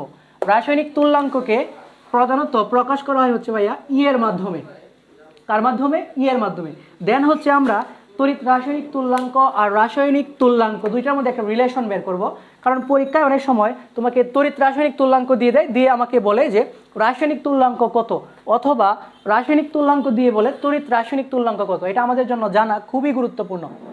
তাহলে প্রথমে হচ্ছে রাসায়নিক তুল্যাঙ্ক বলতে আমরা কি বুঝি, সবাই মনোযোগ দিয়ে শোনো। যদি লিখতে যাও লিখতে পারো, আমি 2-3 বার রিপিট করব।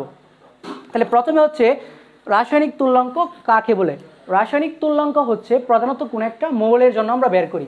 ওকে, রাসায়নিক তুল্যাঙ্ক কি বলি? তাহলে কোনো একটা যৌগের সেই মৌলের পারমাণবিক ভরকে তার যোজনী দ্বারা ভাগ করলে যে মান পাওয়া যায় সে তাকে বলা হয় হচ্ছে রাসায়নিক তুল্যাঙ্ক। যে ভাইয়া কিছুই বুঝি না, হ্যাঁ এক্সাম্পল দিলে বুঝতে পারবে। তাহলে আমি কি বললাম? কোনো একটা যৌগের সেই মৌলের পারমাণবিক ভরকে তার যোজনী দ্বারা ভাগ করলে যে মান পাওয়া যায় তাকে রাসায়নিক তুল্যাঙ্ক বলে। সাপোজ আমি যদি একটা কম্পাউন্ড নেই, কপার সালফেট। দেখো কপার সালফেট, আমি বললাম যে কপার সালফেটের কপারের রাসায়নিক তুল্যাঙ্ক বা তুল্যবর কত। মাত্র একটা কথা বললাম, সেটি হচ্ছে যে আমরা যে মৌল নিব সেই মৌলের পারমাণবিক ভর। আচ্ছা, তাহলে আমরা প্রথমে লিখি কপার সালফেটের পারমাণবিক ভর কত, একটু আগে তোমরা বললা 63.5। ওকে, তাহলে কপার সালফেটের পারমাণবিক ভরকে তার যোজনী দ্বারা ভাগ। আমাকে বলো কপার সালফেট এখানে হচ্ছে +2, এখানে হচ্ছে -2, যোজনী নর্মালি কত হয়? যেহেতু প্লাস মাইনাসের আদান প্রদান হচ্ছে, যোজনী হচ্ছে এখানে 2। তাহলে 63.5 ডিভাইডেড বাই 2, এটাকে ভাগ করলে যে অ্যান্সার আসবে সেটি হচ্ছে আমার কপার সালফেটের রাসায়নিক তুল্যাঙ্ক বা তুল্য ভর। এটার অ্যান্সার কত আসে? এটার অ্যান্সার আসে 31.75। ওকে, 31.75। এখন তোমাদের আমি দিচ্ছি ম্যাগনেসিয়াম সালফেটের ম্যাগনেসিয়ামের তুল্য ভর বা রাসায়নিক তুল্যাঙ্ক বের করো। জাস্ট আধা মিনিট লাগবে। বলো ম্যাগনেসিয়ামের কত আসবে? ম্যাগনেসিয়ামের তুল্যভর কত আসবে? ই। মাত্র বলে দিচ্ছি। সাগর ভাইয়া আসসালামু আলাইকুম। ওয়ালাইকুম আসসালাম ভাইয়া। কত আসে বলো তো? ম্যাগনেসিয়ামের পারমাণবিক ভরকে তার যোজনী দ্বারা ভাগ। আমি বলে দিব না, দেখি তোমরা কত বলতে পারো। এটা একদম ইজি।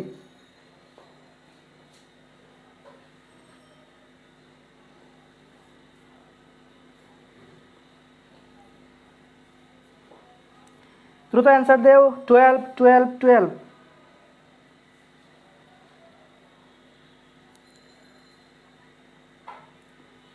ওকে, সবারই অ্যান্সার ঠিক। কারণ এখানে খেয়াল করো, ম্যাগনেসিয়াম সালফেটে আমি কার তুল্যভর বের করতে বলছি ভাইয়া? ম্যাগনেসিয়ামের। তাহলে ম্যাগনেসিয়ামের পারমাণবিক ভর কত? ম্যাগনেসিয়ামের পারমাণবিক ভর হচ্ছে 24। আর এখানে আদান প্রদান কত? যোজনী +2 -2। এটা হচ্ছে তাদের কি জারণ মান। তাহলে এখানে তার যোজনীয় কত ভাইয়া? যোজনীয় হচ্ছে আমার 2। তাহলে ডিভাইডেড বাই 2 যখন করব, এই হচ্ছে আমার 12। এই 12 হচ্ছে আমার অ্যান্সার কার? ম্যাগনেসিয়াম সালফেটের ম্যাগনেসিয়ামের তুল্যভর। আরেকটা দিচ্ছি, এটাই লাস্ট। এটা হচ্ছে আমি যদি বলি অ্যালুমিনিয়াম সালফেট 32, এইখানে অ্যালুমিনিয়ামের তুল্যভর কত বের করো। অ্যালুমিনিয়ামের তুল্যভর কত অ্যালুমিনিয়াম সালফেটে? দেখি কয়জন বের করতে পারো। অ্যালুমিনিয়াম সালফেটে অ্যালুমিনিয়ামের তুল্যভর কত? এটা আমি কিছুই বলবো না।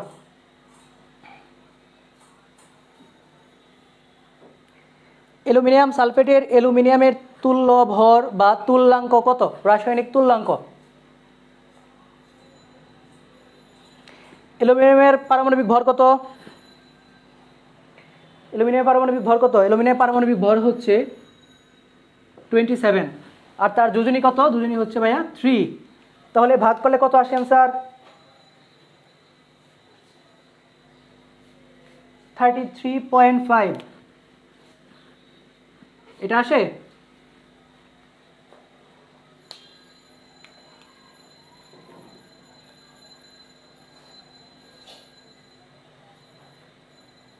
দ্রুত বলো, দ্রুত বলো, কত আসে?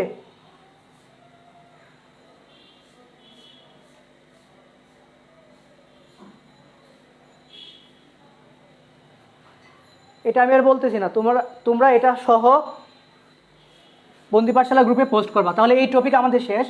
এখন আমরা বের করব এখন আমরা বের করব হচ্ছে তড়িৎ রাসায়নিক তুল্যাঙ্ক আর হচ্ছে রাসায়নিক তুল্যাঙ্কের মধ্যে রিলেশন।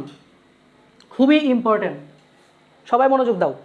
দেখো, আমরা যখন তড়িৎ রাসায়নিক তুল্যাঙ্ক জেড লিখছি, জেড ডিভাইডেড ইকুয়াল কি M divided by E F. Okay, তাহলে এখান থেকে কি আমরা এটা লিখতে পারি না?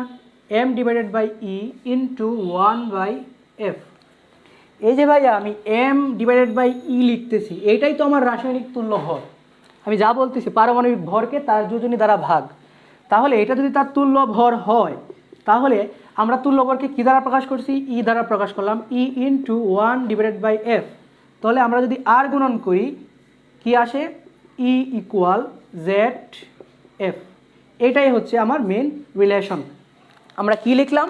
আমরা দেখতে পেলাম যে 96,500 অর্থাৎ 1 ফ্যারাডেকে আমরা যদি তড়িৎ রাসায়নিক তুল্যাঙ্ক দ্বারা গুণ দেই, তাহলে আমরা পেয়ে যাই রাসায়নিক তুল্যাঙ্ক।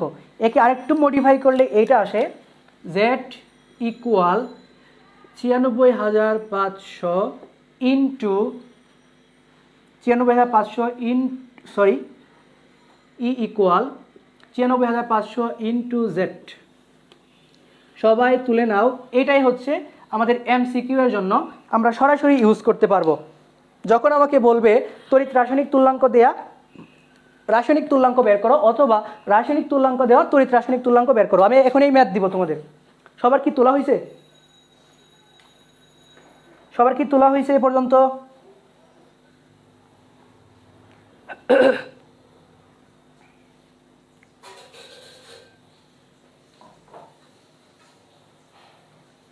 ওকে, যদি তোলা হয়ে থাকে তাহলে সবাই রেডি হয়ে যাও, তোমরা ম্যাথ করবো আজকে। আমি এটা রেখে দিচ্ছি।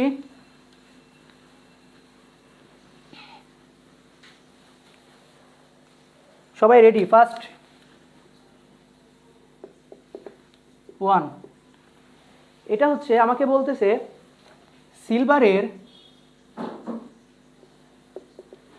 তড়িৎ রাসায়নিক তুল্যাঙ্ক 1.118 ইন্টু 10⁻³ গ্রাম পার কুলম্ব হলে সিলভারের রাসায়নিক তুল্যাঙ্ক কত? আমি আবারও বলছি, সিলভারের তড়িৎ রাসায়নিক তুল্যাঙ্ক 1.118 ইন্টু 10⁻³ গ্রাম পার কুলম্ব হলে রাসায়নিক তুল্যাঙ্ক কত?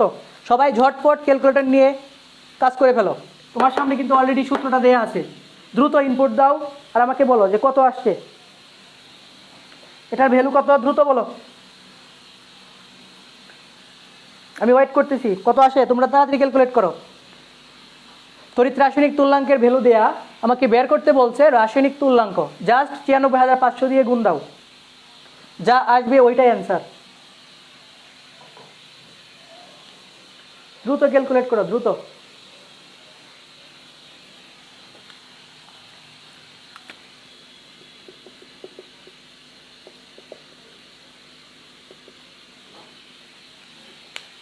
দেখি কয়জনের অ্যান্সার দিতে পারতেছো, কয়জনের অ্যান্সার সঠিক হয়েছে। এমদাদ হুসাইন, কাউসার আহমেদ ভাইয়া তোমার অ্যান্সার কিন্তু ঠিক হয় নাই। আরাফাত, মাহফুজা, তানহা, মনিরা, মুবিন খান ভাইয়া ক্যালকুলেশন কিন্তু করতে হবে। আচ্ছা, অনেকেই সঠিক অ্যান্সার দিচ্ছ, কয়েকজনের ভুল হচ্ছে। আচ্ছা, আমরা আবার দেখি। দেখো, আমাকে বলতেছে যে সিলভারের তড়িৎ রাসায়নিক তুল্যাঙ্ক যদি এটা হয় তার রাসায়নিক তুল্যাঙ্ক কত। তাহলে আমরা ফর্মুলা অনুসারে যদি অ্যাপ্লাই করি E ইকুয়াল 1.118 ইন্টু 10⁻³ ইন্টু কত ৯৬৫০০, এটাকে ক্যালকুলেট করলে চলে আসে ১০৭.৮৮। ওকে, আচ্ছা আরেকটা দিচ্ছি, সবাই রেডি? তাহলে আমাদের এই টপিক শেষ। আরেকটা দিচ্ছি, সেকেন্ড হচ্ছে জিঙ্কের 3.29 ইন্টু 10⁻⁴ গ্রাম পার কুলম্ব। এটা হচ্ছে জিঙ্কের তড়িৎ রাসায়নিক তুল্যাঙ্ক। ওকে, এটা হচ্ছে জিঙ্কের তড়িৎ রাসায়নিক তুল্যাঙ্ক।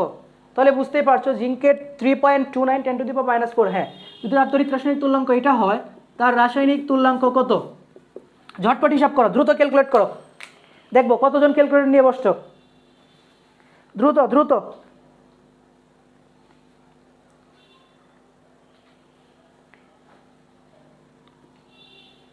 দ্রুত বলো এটার অ্যান্সার কত আসে।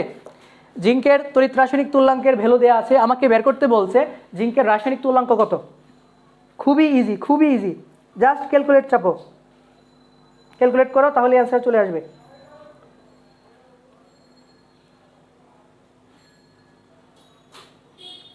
(31.74) হাবিবুর রহমান, মোহাম্মদ জলিল 31.74, তিপান্বিতা দাস 31.74। হ্যাঁ, সবার অ্যান্সার ঠিক আছে, 31.74।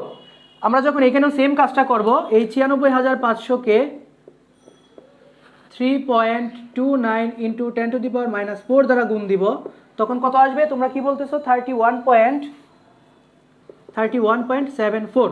এটাই হবে তখন কি এর রাসায়নিক তুল্যাঙ্ক। এখান থেকে একটা কোয়েশ্চেন যখন পরীক্ষায় চলে আসে, আশা করি এখন থেকে এই অ্যান্সার তোমাদের ভুল হবে না। আচ্ছা, আমাকে একটু কমেন্ট করে জানাও তো আমরা এখন পর্যন্ত যা পড়েছি সব কিছু ক্লিয়ার কিনা। যদি ক্লিয়ার থাকে তাহলে আমরা নতুন টপিকে যাব। যদি ক্লিয়ার থাকে আমরা নতুন টপিকে যাব, একটু কমেন্ট করে জানাও এই পর্যন্ত ক্লিয়ার কি না। যদি ক্লিয়ার থাকে তাহলে আমরা তড়িৎ বিশ্লেষ্য কোষের ম্যাথে চলে যাব। খুবই ইম্পর্টেন্ট ম্যাথ, আমাদের ম্যাথটাও কিন্তু খুবই important for CQ and MCQ.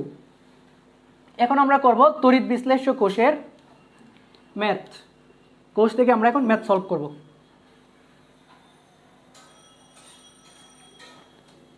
আচ্ছা, তাহলে ফার্স্টে আমরা একটা তড়িৎ বিশ্লেষ্য কোষ আঁকি। আমার সাথে সাথে সবাই কিন্তু প্রশ্ন তুলে নিবে, আমি আবারও বলতেছি, আমার সাথে সাথে সবাই প্রশ্ন তুলে নেবে, আমি কিন্তু মুছে দিব। এটা হচ্ছে একটা তড়িৎদ্বার, ব্যাটারির সাথে আমি সংযোগ দিলাম প্লাস মাইনাস। ওকে, এখন আমাকে বলতেছে এখানে হচ্ছে কপার সালফেট 5 এম্পিয়ার তড়িৎ প্রবাহ, কতক্ষণ? 1 আওয়ার। ওকে, 5 এম্পিয়ার তড়িৎ প্রবাহ এই তড়িৎ বিশ্লেষ্য কোষের মধ্যে কি করো? চালনা করা হলো। এখন আমাকে দেখি প্রশ্নে কি কি বলতেছে। ফার্স্ট কোয়েশ্চনে বলতেছে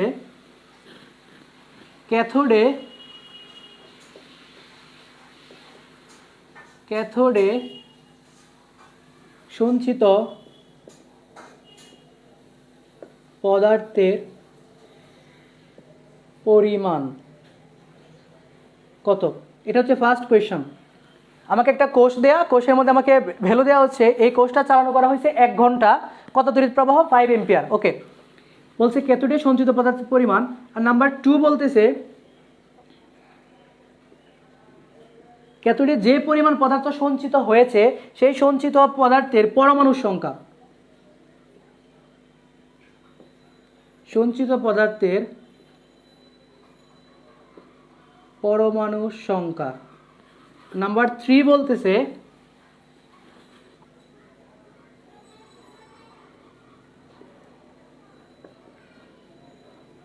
ক্যাথোডে কপারের, বাংলা একবারে লিখে দিলাম, কপারের রাসায়নিক তুল্যাঙ্ক কত? তাহলে আমরা একটা উদ্দীপক দেখলাম যে এখানে আমাকে একটা তড়িৎ বিশ্লেষক কোষ দেয়া, তোমরা দ্রুত লিখে ফেলো। তড়িৎ বিশ্লেষক কোষ দেয়া এখানে বলতেছে এটা 1 ঘন্টা ধরে 5 এম্পিয়ার তড়িৎ প্রবাহ চালনা করা হলো। ওকে, ফার্স্ট কোয়েশ্চেনে আমাকে বলতেছে ক্যাথোডে সঞ্চিত পদার্থের পরিমাণ কত, নাম্বার 2 সঞ্চিত পদার্থের পরমাণুর সংখ্যা কত, আর নাম্বার 3 ক্যাথোডে কপারের রাসায়নিক তুল্যাঙ্ক কত। ওকে, আমরা একটা একটা সলভ করব। যদি তোমাদের তোলা হয়ে থাকে তাহলে আমরা একটা একটা করে সলভ করব।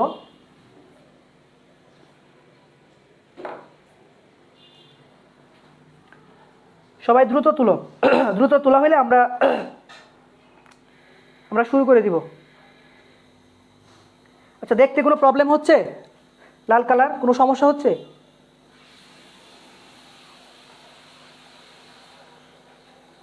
ওকে, যদি তোলা হয়ে থাকে তাহলে প্রথমে আসো, আমরা 1 নাম্বার সলভ করব। সলিউশন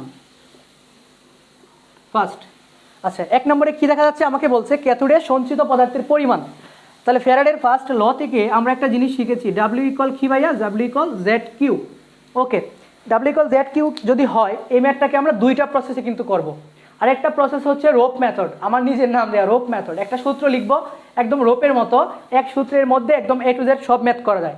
কেমিস্ট্রির ম্যাক্সিমাম ম্যাথ এই সূত্রের মাধ্যমে করা যায়, আমরা এটা পরে করব। আগে আমরা জেনারেল ফর্মে করি। কি লিখলাম? W equal Z Q. Okay, আমরা আবার জানি কিউ হচ্ছে চার্জ, চার্জ ইকুয়াল কি? আইটি। এটা আমরা ছোটোবেলা থেকে জেনে আসছি যে কিউ ইকুয়াল কত? কিউ ইকুয়াল হচ্ছে আইটি। যদি না জেনে থাকো তাহলে ইনশাল্লাহ জেনে যাবে। কিউ ইকুয়াল কত? আইটি। এই আই হচ্ছে আমার তড়িৎ প্রবাহ আর টি হচ্ছে আমার সময়। ওকে, আমাকে বের করতে বলছে সঞ্চিত পদার্থের পরিমাণ, তাহলে W equal Z I T. ভাইয়া কিউ কেন লিখলেন না? কারণ আমার যে ইনপুট যে ভ্যালুগুলো দেয়া, সেই ভ্যালুগুলো হচ্ছে ভাইয়া আই এবং টি।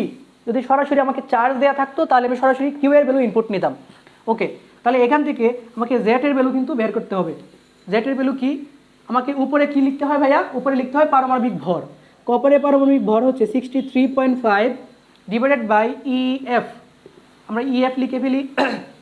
আমি যদি রিয়াকশনটা লিখি না, রিয়াকশনটা যদি লিখি, রিয়াকশনটা অনেকটা এইরকম হবে। ক্যাথোডের রিয়াকশন কপার 2 + 2 ইলেকট্রন কপার, এটা কিন্তু হবে রিয়াকশন। আমি যদি লিখি কপার 2+ থেকে 2 ইলেকট্রন গ্রহণ করতেছে, হচ্ছে কি? কপার। ওকে, যদি এই রিয়াকশন হয়, যোজনী বা আদান প্রদানকৃত ইলেকট্রন কত? এটা হচ্ছে আমার 2 × 96,500 কুলম। যদি 96,500 কুলম হয়, এখানে ক্যালকুলেট করলে অ্যান্সার আসে 3.29 × 10⁻⁻4 গ্রাম পার কুলম। এটা হচ্ছে আমার তড়িৎ রাসায়নিক তুল্যাঙ্কের ভ্যালু, এটা আমার আসে। তাহলে এখন যদি আমি ইনপুট দেই, এটা হচ্ছে আমার 3 এ পাশে লিখি 3.29 × 10⁻⁻4 ইন্টু আই কত? আই হচ্ছে 5 এম্পিয়ার। কত এম্পিয়ার তড়িৎ প্রবাহ? আমার আই এর ভ্যালু হচ্ছে 5 ইন্টু টাইম কত? টাইম দেখো হচ্ছে 1 ঘন্টা। আমরা জানি সবগুলো যেহেতু এসআই ইউনিটে আমরা লিখতেছি, টাইমের এসআই ইউনিট কি? টাইমের এসআই ইউনিট হচ্ছে ভাইয়া সেকেন্ড। তাহলে যেহেতু আওয়ারে আছে, তাহলে আওয়ারকে আমাদের সেকেন্ডে কনভার্ট করতে হবে। আমরা জানি 1 ঘন্টা সমান 3600 সেকেন্ড। তাহলে এই টোটাল ভ্যালু ক্যালকুলেট করলে যা আসবে এটাই হবে অ্যান্সার। অ্যান্সার কত আসে দেখি তো? তোমরা কি ক্যালকুলেটর নিয়ে আসছো না? নাই, একটু দেখি কত আসে অ্যান্সার, আমাকে বলো, দ্রুত বলো, দ্রুত।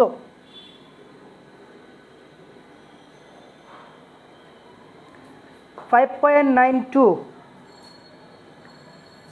সবাই কি একজনে দেখা দেখি ওইটাই লিখতেছো নাকি আসলে ক্যালকুলেট করতেছো?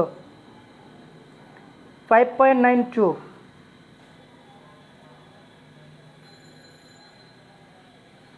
5.92। ওকে, সাগর দাস 5.92। আরাফাত ভাইয়া তুমি কি লিখছো? 0.098। তুমি আবার ক্যালকুলেট করো। আরাফাত, মোহাম্মদ জলিল 5.92। শারমিন 5.92 5.92। ওকে, প্রায় ম্যাক্সিমাম সবাই পারতেছো, হাতে গোনা 1-2 জনের ভুল হচ্ছে। তাহলে এটা ক্যালকুলেট করলে আসে 5.92 গ্রাম। এই 5.92 গ্রাম এই পদার্থই হচ্ছে আমার ক্যাথোডে সঞ্চিত হয়। আর অবশ্যই কিন্তু বন্দি পাঠশালা গ্রুপে এটা শেয়ার করবা। যাতে যারা ক্লাসটি করতে পারে নাই সেই নোটগুলো দেখে যাতে উপকৃত হতে পারে। এটা অবশ্যই করবা, যে নোটগুলো করতেছো এই নোটগুলো বন্দি পাঠশালা গ্রুপে সবাই সাবমিট করবা। এটা হচ্ছে 1। সবার কি তোলা হয়েছে? তোলা হইলে আমি মুছে দিব, আমি 2তে যাব। এটা হচ্ছে আমার 1, এরপরে যাব 2। সবার কি তোলা হয়েছে? তোলা হয়েছে সবার?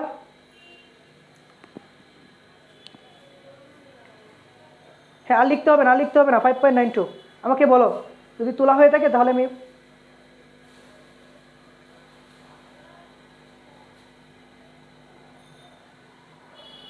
ওকে। এটা হচ্ছে আমার 1।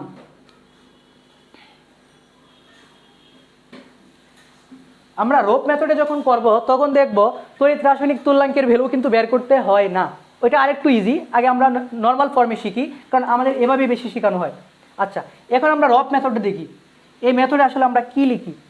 একটা সূত্রের মধ্যে A to Z সব কিছু। আচ্ছা, এই সূত্রটা কিন্তু সবার কাছেই পরিচিত। একটু দেখো, আমি লিখতেছি, সবাই তুলে নাও। আমি জানি সবার কাছেই পরিচিত।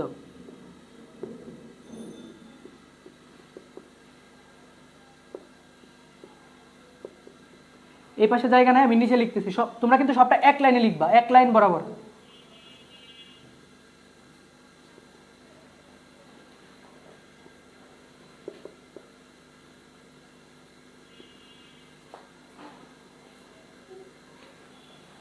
কেমিস্ট্রির ম্যাক্সিমাম ম্যাথ এই একটা মাত্র সূত্র জানা থাকলে আমরা ইজিলি সলভ করতে পারি।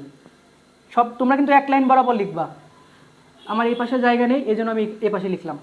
এটাকে আমি নর্মালি বলি রোপ মেথড। রোপ মেথড অনেকটা কি, অনেকটা রশির মতো না, এক লাইন বরাবর সবগুলো। আচ্ছা, আমরা এটার মাধ্যমে এখন ইন্টারেস্টিংভাবে এই ম্যাথটা সলভ করব।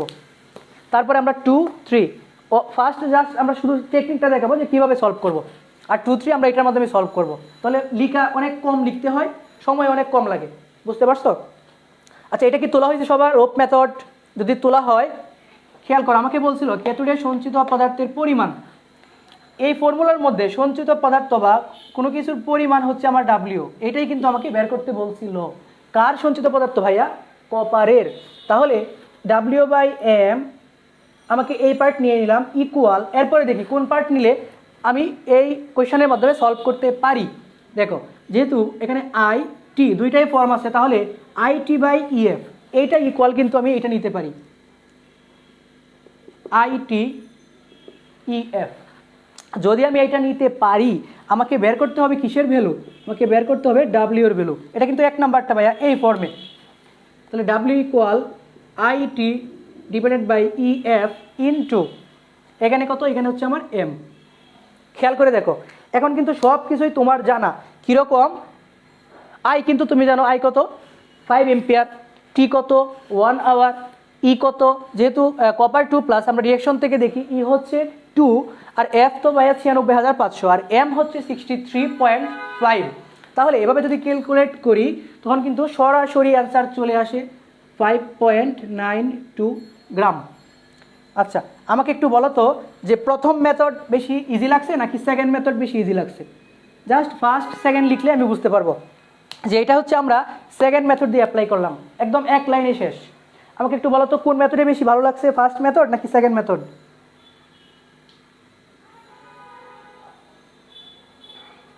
হ্যাঁ, এভাবে একদম সরাসরি অ্যান্সার চলে আসে।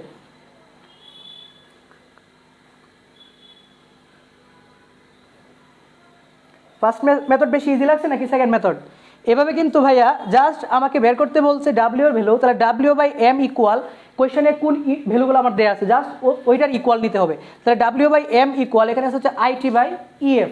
তাহলে W ইকুয়াল যদি আমি লিখি, এই পাশে চলে যায় কে? এই পাশে চলে যায় হচ্ছে আমার M। তাহলে I এর ভ্যালু, T এর ভ্যালু, E এর ভ্যালু, F এর ভ্যালু। এখানে কিন্তু আলাদা করে তড়িৎ রাসায়নিক তুল্যাঙ্ক আমাকে বের করতে হচ্ছে না। এটা একটা পজিটিভ সাইড। ওকে, আর ভ্যালু কি দুইভাবে কিন্তু অ্যান্সার সেম আসবে। ওকে, ম্যাক্সিমাম লিখতেছো সেকেন্ড। আচ্ছা, ফার্স্ট সেকেন্ড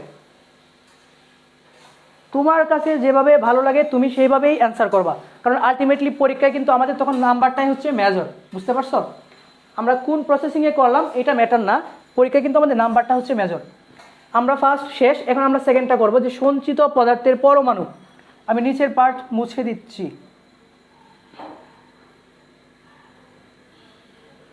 এটা লেখা থাকুক। এখন আসো 2। আমাকে বলছে সঞ্চিত পদার্থের পরমাণু, তাহলে সঞ্চিত পদার্থের পরমাণু যেহেতু আমরা জানি n/na, na হচ্ছে আমার অ্যাভোগাড্রো নাম্বার আর n হচ্ছে পরমাণু বা অণু সংখ্যা। যেহেতু এখানে সরাসরি আমার পরমাণু, তাহলে এই n ইকুয়ালি আমাকে বের করতে হবে। তাহলে এটা ইকুয়াল যেহেতু বের করতে হবে, তাহলে এই পার্টকে আমরা আগে আলাদা করে ফেলি। n/na আমরা আলাদা করে ফেললাম। এখন উদ্দীপকে দেখো n/na ইকুয়াল আমি কোনটা নিতে পারি? এটা নিব, এটা নিব, এটা নিব, এটা নিব। এখন তোমার হাতে অপশান কিন্তু দুইটা, কারণ তুমি নাম্বার 1-এ কেতুরে সঞ্চিত পদার্থের পরিমাণ মানে অলরেডি ডাব্লিউ বের করে ফেলছো। হয় তুমি n/na ইকুয়াল w/m এটা দিয়ে করতে পারো, অর n/na ইকুয়াল এই পাশে খেয়াল করো আগের মতো একদম ফার্স্ট IT/EF। তোমার হাতে এখন অপশান আছে দুইটা, আমি একটু মুছে দিচ্ছি।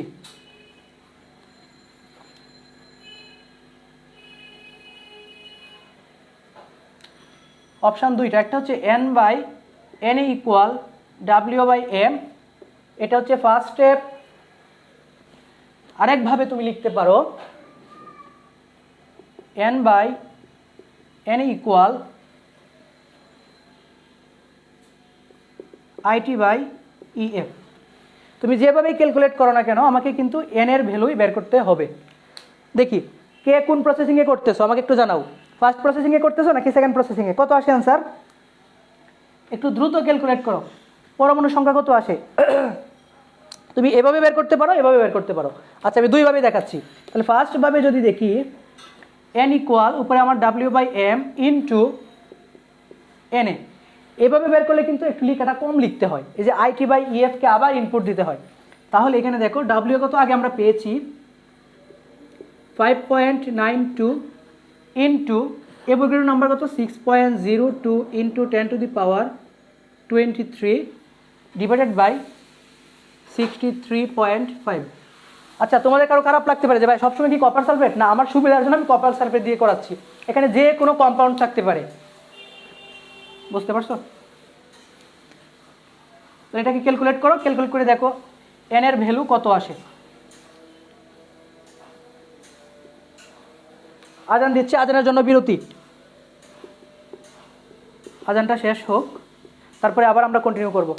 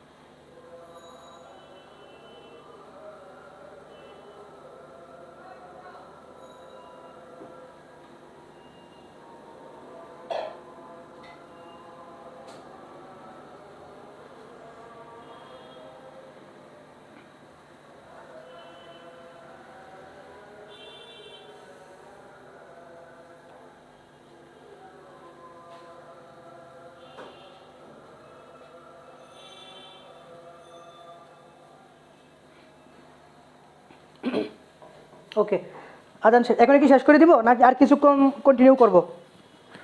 7:30 যদিও বাজে, আরেকটা ক্লাস শুরু হইতে 8টা, তোমাদের সাজ্জাদ ভাইয়ার বায়োলজি ক্লাস 8টা থেকে শুরু হবে। আর একটু কন্টিনিউ করবো নাকি শেষ করে দিব?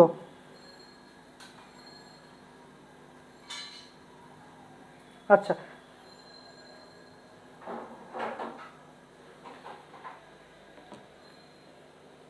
আর একটু কন্টিনিউ করি। ওকে, আমরা 7:45 পর্যন্ত পড়বো, তারপরে শেষ করে দিব। তাহলে এখানে এন এর ভ্যালু কি আসে? তোমরা কি বলতেছো, এন এর ভ্যালু কত আসে? 5.61 ইন্টু 10⁻²²। আচ্ছা, যাই আসে এগুলো সহ প্রত্যেকটা যে অঙ্কগুলো আমি বাকি রেখেছি সবগুলা বন্দি পাঠশালা গ্রুপে পোস্ট করে দিবা। এটা গেল 2, এখন আসো 3 দিয়ে আমরা আরেকটা টাইপ করতে চেষ্টা করবো, দেখা যাক হয় কিনা। ক্যাথোডে বলছে কপারের কি বলছে, রাসায়নিক তুল্যাঙ্ক বের করতে বলছে। তাহলে আমরা একটা ফর্মুলা জানি, রাসায়নিক তুল্যাঙ্ক E = 96,500 ইন্টু জেড। এটাই তো জানি, আমরা আগের ম্যাথ থেকে জেটের অ্যান্সার পেয়েছি। জেটের অ্যান্সার ইনপুট দিব, ইনপুট দিয়ে ক্যালকুলেট করলে যা আসবে এটাই হবে আমার ক্যাথোডের কপারের রাসায়নিক তুল্যাঙ্ক। ওকে, তাহলে আমি মুছে দিচ্ছি এই ম্যাথ, তোমাদের জন্য হোম টাস্ক করে বন্দি পাঠশালা গ্রুপে পোস্ট করে দিবা। ওকে, আমরা পরের টপিকে যাচ্ছি।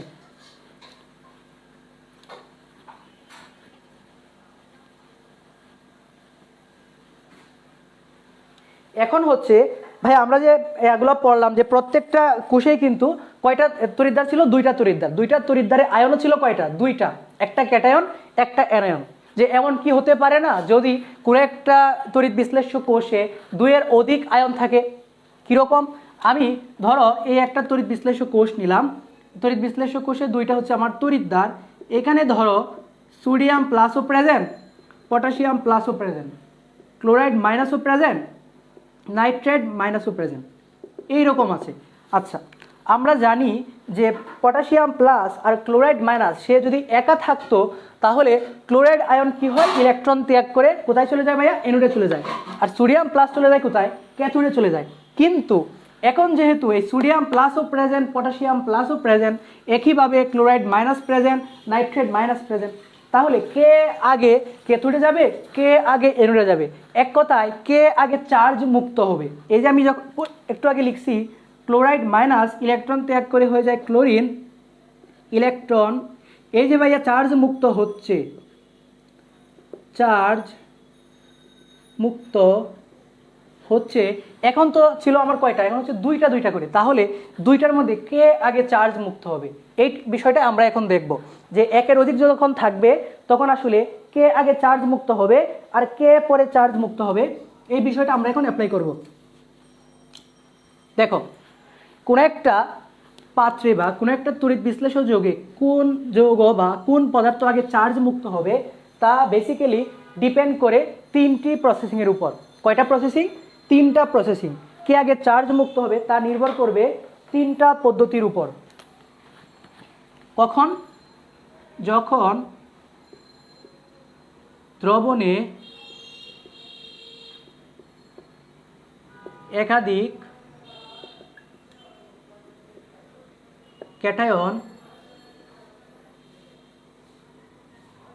ক্যাটায়ন ও অ্যানায়ন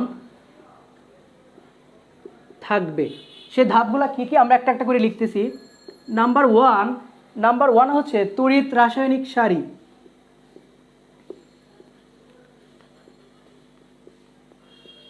তড়িৎ রাসায়নিক সারি, এটা হচ্ছে আমার নাম্বার ওয়ান। নাম্বার টু হচ্ছে দ্রবণে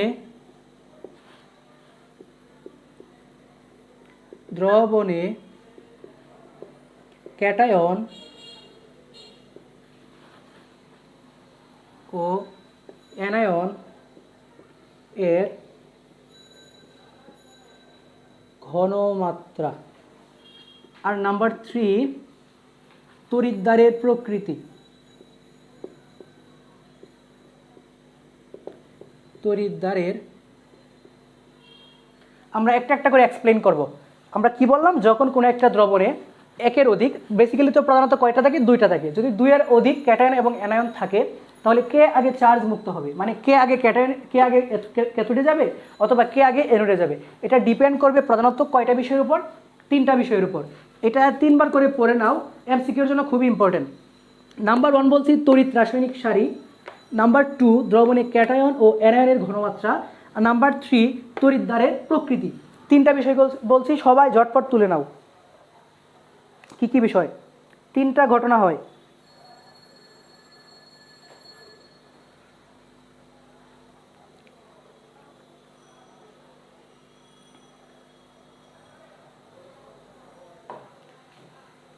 এখন আসো ফার্স্ট তড়িৎ রাসায়নিক সারি, এটা আসলে কি?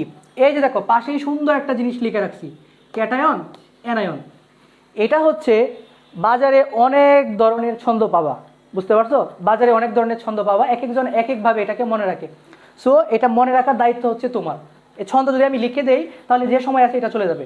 তাহলে প্রথম কাজ হচ্ছে এটা তোমাকে একটু কষ্ট করে মনে রাখতে হবে। এটা হচ্ছে ক্যাটায়নের চার্জ মুক্ত হওয়ার ক্ষমতা যতই উপর থেকে নিচে যাচ্ছে, চার্জ মুক্ত হওয়ার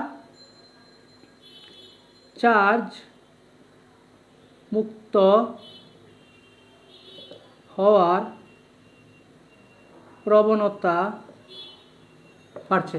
তাহলে কি লিখলাম? ক্যাটায়নে যতই উপর থেকে নিচে যাচ্ছে চার্জ মুক্ত হওয়ার প্রবণতা বাড়ছে। একইভাবে অ্যানায়নে উপর থেকে নিচে গেলে চার্জ মুক্ত হওয়ার প্রবণতা কি হয়? বাড়বে। আচ্ছা, তাহলে যদি চার্জ মুক্ত হওয়ার প্রবণতা বাড়ে তাহলে আমরা ফার্স্ট স্টেপ থেকে বলতে পারি, এই যে লিখলাম সোডিয়াম প্লাস পটাশিয়াম প্লাস। এখন আমাকে বলো তো এই সোডিয়াম প্লাস আর পটাশিয়াম প্লাসের মধ্যে কে আগে চার্জ মুক্ত হবে? কে আগে চার্জ মুক্ত হবে? এই টপিক দিয়ে শেষ করবো আজকে। কে আগে চার্জ মুক্ত হবে, সোডিয়াম হবে নাকি পটাশিয়াম হবে? তোমার সামনে কিন্তু প্রশ্ন আউট, জাস্ট এখন দেখে দেখে বলবা। বলো, আমরা বলছি উপর থেকে যতই নিচে যাব চার্জ মুক্ত হওয়ার প্রবণতা তত বাড়বে। তাহলে সোডিয়াম প্লাস আর পটাশিয়াম প্লাসের মধ্যে কে আগে চার্জ মুক্ত হবে?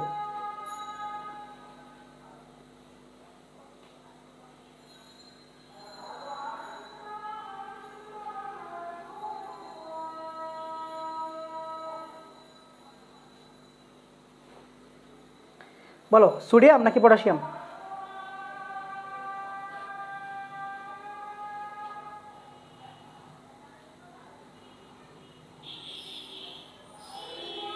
Sodium sodium sodium. ওকে, দেখো সোডিয়াম প্লাস আর পটাশিয়াম প্লাসের মধ্যে আমরা দেখতে পাচ্ছি সোডিয়াম প্লাস হচ্ছে উপরে আর পটাশিয়াম প্লাস কোথায়? পটাশিয়াম প্লাস হচ্ছে, সরি এই হচ্ছে সোডিয়াম প্লাস, পটাশিয়াম প্লাস হচ্ছে উপরে আর সোডিয়াম প্লাস হচ্ছে আমার নিচে। তাহলে আমরা যে ফার্স্ট যে স্টেপ বললাম, উপর থেকে যতই নিচে যাব চার্জ মুক্ত হওয়ার প্রবণতা কি হবে? চার্জ মুক্ত হওয়ার প্রবণতা বাড়বে। তাহলে চার্জ মুক্ত হওয়ার প্রবণতা যদি বাড়ে তাহলে এখানে কি আগে চার্জ মুক্ত হবে? Sodium plus. এমসিকিউ এর জন্য খুবই ইম্পর্টেন্ট কোয়েশ্চেন। তোমাকে বলতে পারে হয় ক্যাটায়ন দিয়ে দিবে কতগুলো, অ্যানায়ন দিয়ে দিবে, অথবা দিয়ে অনেক সময় এরকমও বলতে পারে রেঞ্জ অনুসারে সাজাও 3 থেকে 4টার মধ্যে কে আগে চার্জ মুক্ত হবে, তখন জাস্ট তুমি একটার পর একটা লিখে দিবা। এখন বলো ক্লোরাইড আর নাইট্রেটের মধ্যে কে আগে চার্জ মুক্ত হবে? দেখে দেখে বলো, ক্লোরাইড আর নাইট্রেট দুইটার মধ্যে কে আগে চার্জ মুক্ত হবে?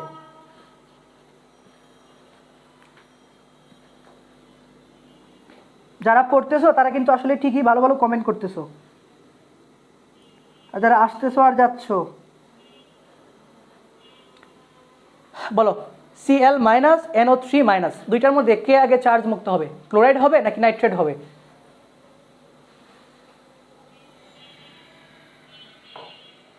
Tanha Islam chloride, Kausar Ahmed chloride, Arafat chloride, Dipanwita Dipa NO3।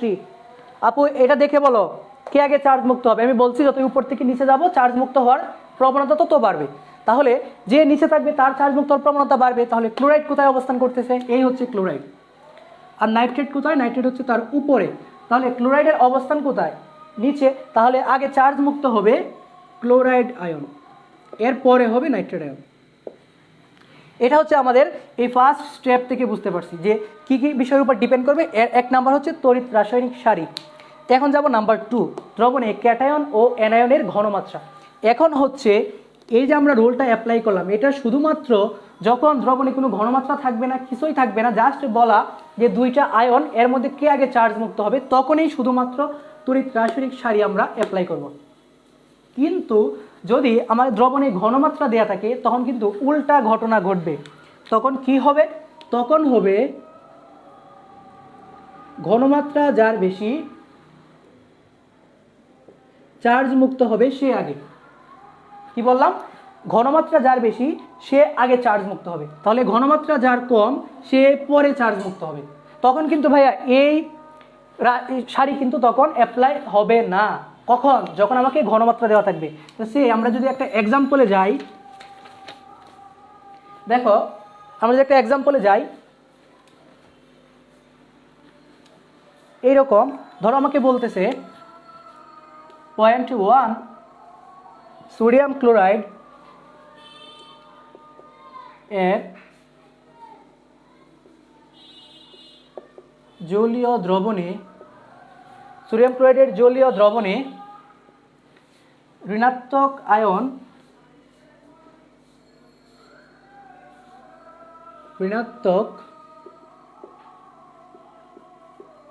আয়নের ঘনমাত্রা 10⁻⁷। ওকে, জাস্ট আমাকে এই ডাটাগুলো দিয়ে এখন বলতেছে, তাহলে দেখো সোডিয়াম ক্লোরাইড ঋণাত্মক আয়ন কিন্তু অলরেডি ক্লোরাইড মাইনাস কিন্তু আছে। যেহেতু জলীয় দ্রবণ, তো আমরা যেহেতু পানির মধ্যে কি থাকবে? OH মাইনাস থাকবে। OH মাইনাসের ঘনমাত্রা কত? 10⁻⁷। আর যেহেতু 0.1 মোলারিটির দ্রবণ, তাহলে ক্লোরাইডের ঘনমাত্রা কত? 0.1। তাহলে ক্লোরাইডের ঘনমাত্রা 0.1, OH এর ঘনমাত্রা 10⁻⁷। আমাকে বলো তো এখন কে আগে চার্জ মুক্ত হবে? দেখি 10⁻⁷ আগে চার্জ মুক্ত এটা হবে OH, নাকি 0.1 এর ক্লোরাইড আগে চার্জ মুক্ত হবে? আমার কথা যদি বুঝে থাকো তাহলে ইনশাল্লাহ অ্যান্সার দিতে পারবা। আমাকে বলো এটাকে চার্জ মুক্ত হবে নাকি ক্লোরাইড আগে চার্জ মুক্ত হবে?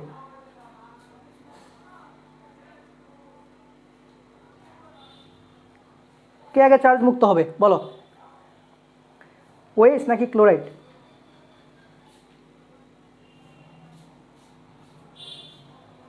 এখানে কিন্তু ম্যাক্সিমাম ভুলটা করবা, কারণ এইখানে কিন্তু লিখা যে ক্লোরাইডের নিচে হচ্ছে ভাইয়া কে? OH। তাহলে নর্মাল ফর্ম অনুসারে ক্লোরাইডের তুলনায় OH এর কিন্তু আগে চার্জ মুক্ত হওয়ার কথা। কখন? যখন আমি রাসায়নিক সারি থেকে অ্যাপ্লাই করব। কিন্তু আমি কি বলছি, যখন রাসায়নিক সারি এটা অ্যাপ্লাই হবে না কখন? যখন দ্রবণে ক্যাটায়ন অ্যানায়নের ঘনমাত্রা প্রেজেন্ট থাকবে। দেখো এইখানে ক্লোরাইডের ঘনমাত্রা 0.1 আর OH এর ঘনমাত্রা হচ্ছে 10⁻⁷। মানে এই ক্লোরাইড হচ্ছে এর ঘনমাত্রা OH এর তুলনায় 10⁶ গুণ বড়। ক্লোরাইডের ঘনমাত্রা 10⁶ গুণ বড় কার তুলনায়? OH এর তুলনায়। তাহলে বড় যদি হয় তাহলে ম্যাক্সিমাম ঘনমাত্রা কার? ক্লোরাইডের। তাহলে কে বেশি আগে চার্জ মুক্ত হবে? অবশ্যই ক্লোরাইড এবং OH এর মধ্যে ক্লোরাইড আগে চার্জ মুক্ত হবে। আশা করি সবার ক্লিয়ার। এই হচ্ছে রিজন। এখন কিন্তু এই রাসায়নিক সারির এটা অ্যাপ্লাই হবে না, কারণ আমার ঘনমাত্রা প্রেজেন্ট। ওকে, এই হচ্ছে মেন থিম।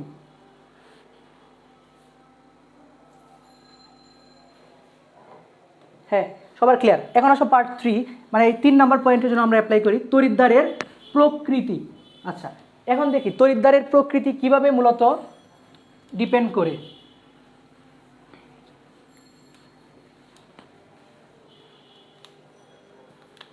আচ্ছা, আমাকে বলতেছে সোডিয়াম ক্লোরাইডের একটা জলীয় দ্রবণ, সোডিয়াম ক্লোরাইড একটা জলীয় দ্রবণ, এখানে ধনাত্মক আয়ন, যেহেতু জলীয় দ্রবণ তাহলে ধনাত্মক আয়ন কি থাকবে? ধনাত্মক আয়ন হচ্ছে আমার সোডিয়াম প্লাস এবং H প্লাস। তখন আমরা বলছিলাম যে ভাইয়া তড়িৎ বিশ্লেষণ কোষে যে দুইটা তড়িৎদ্বার থাকে, দুইটা তড়িৎদ্বার কিন্তু একই প্রজাতির হয়। তাহলে দুইটা তড়িৎদ্বারে আমাকে বলতেছে প্লাটিনাম তড়িৎদ্বার। যেহেতু এখানে পাঠ হচ্ছে তড়িৎদ্বারের প্রকৃতি। আচ্ছা, যখন নর্মালি কিন্তু প্লাটিনামের তড়িৎদ্বারেই থাকে, যখন প্লাটিনামের তড়িৎদ্বার তখন নর্মাল ওয়েতেই আগে চার্জ মুক্ত হবে। দেখো H প্লাসের আর সোডিয়াম প্লাস কে আগে কে পরে? H প্লাস হচ্ছে আমার এখানে আর সোডিয়াম প্লাস হচ্ছে এখানে। তাহলে সোডিয়াম প্লাসের তুলনায় H প্লাস আগে চার্জ মুক্ত হবে, এই রিজনে কোনো সমস্যা নাই। কিন্তু এখন যদি তোমাকে বলে এই তড়িৎদ্বারটা প্লাটিনামের থাকবে না, এই তড়িৎদ্বারটা হয়ে যাবে পারদের, মার্কারি। যদি মার্কারি বা পারদের হয় তখন কিন্তু ভাইয়া উল্টা ঘটনা ঘটবে, তখন এই তড়িৎ রাসায়নিক যে সারি, এই সারি অ্যাপ্লিকেবল না। কখন? যখন আমাকে তড়িৎদ্বার হিসাবে ইউজ করবে কে? পারদ। তড়িৎদ্বার হিসাবে যখন আমি মার্কারি ইউজ করব, তখন এই মার্কারি সোডিয়ামের সাথে মিলে সংকর, তখন সংকর মার্কারি সোডিয়াম তৈরি করে। বোঝা গেছে? কি হয়? তখন এই মার্কারি আর সোডিয়াম মিলে পারদ সংকর তৈরি করে। এই হচ্ছে আমার পারদ সংকর। এই পারদ সংকর যখন তৈরি করে, এই রিজনের কারণে নর্মালি এটা উল্টা ঘটনা ঘটে। কখন? যখন আমি তড়িৎদ্বার হিসাবে মার্কারি ইউজ করি। ওকে, তাহলে এখানে আমরা যদি বলি যে সোডিয়াম প্লাস আর এটার মধ্যে কে আগে চার্জ মুক্ত হবে, এই রিজনে কিন্তু এইচ প্লাস আগে চার্জ মুক্ত হবে, কিন্তু যখন মার্কারি ইউজ করব তখন কিন্তু সোডিয়াম প্লাস আগে চার্জ মুক্ত হবে, আগে চার্জ মুক্ত হবে। আচ্ছা, ওকে, আগে চার্জ মুক্ত হবে। আশা করি আজকে আমরা যে টপিকগুলো আলোচনা করেছি, আশা করি মোটামুটি সবার ক্লিয়ার। যদি ক্লিয়ার হয়ে থাকে তাহলে আমরা ক্লাসটা শেষ করব, কারণ হচ্ছে 8টা থেকে আরেকটি ক্লাস আমাদের আছে। আচ্ছা, সবাই ক্লাসটি শেয়ার করে দাও, আর হচ্ছে আমাদের বন্দি পাঠশালা গ্রুপে আমাদের আজকের এই ক্লাসের নোট অবশ্যই সবাই সাবমিট করবে। আর সবাই ভালো থাকো, সুস্থ থাকো, ভাইয়ার জন্য দোয়া করো। আল্লাহ হাফেজ।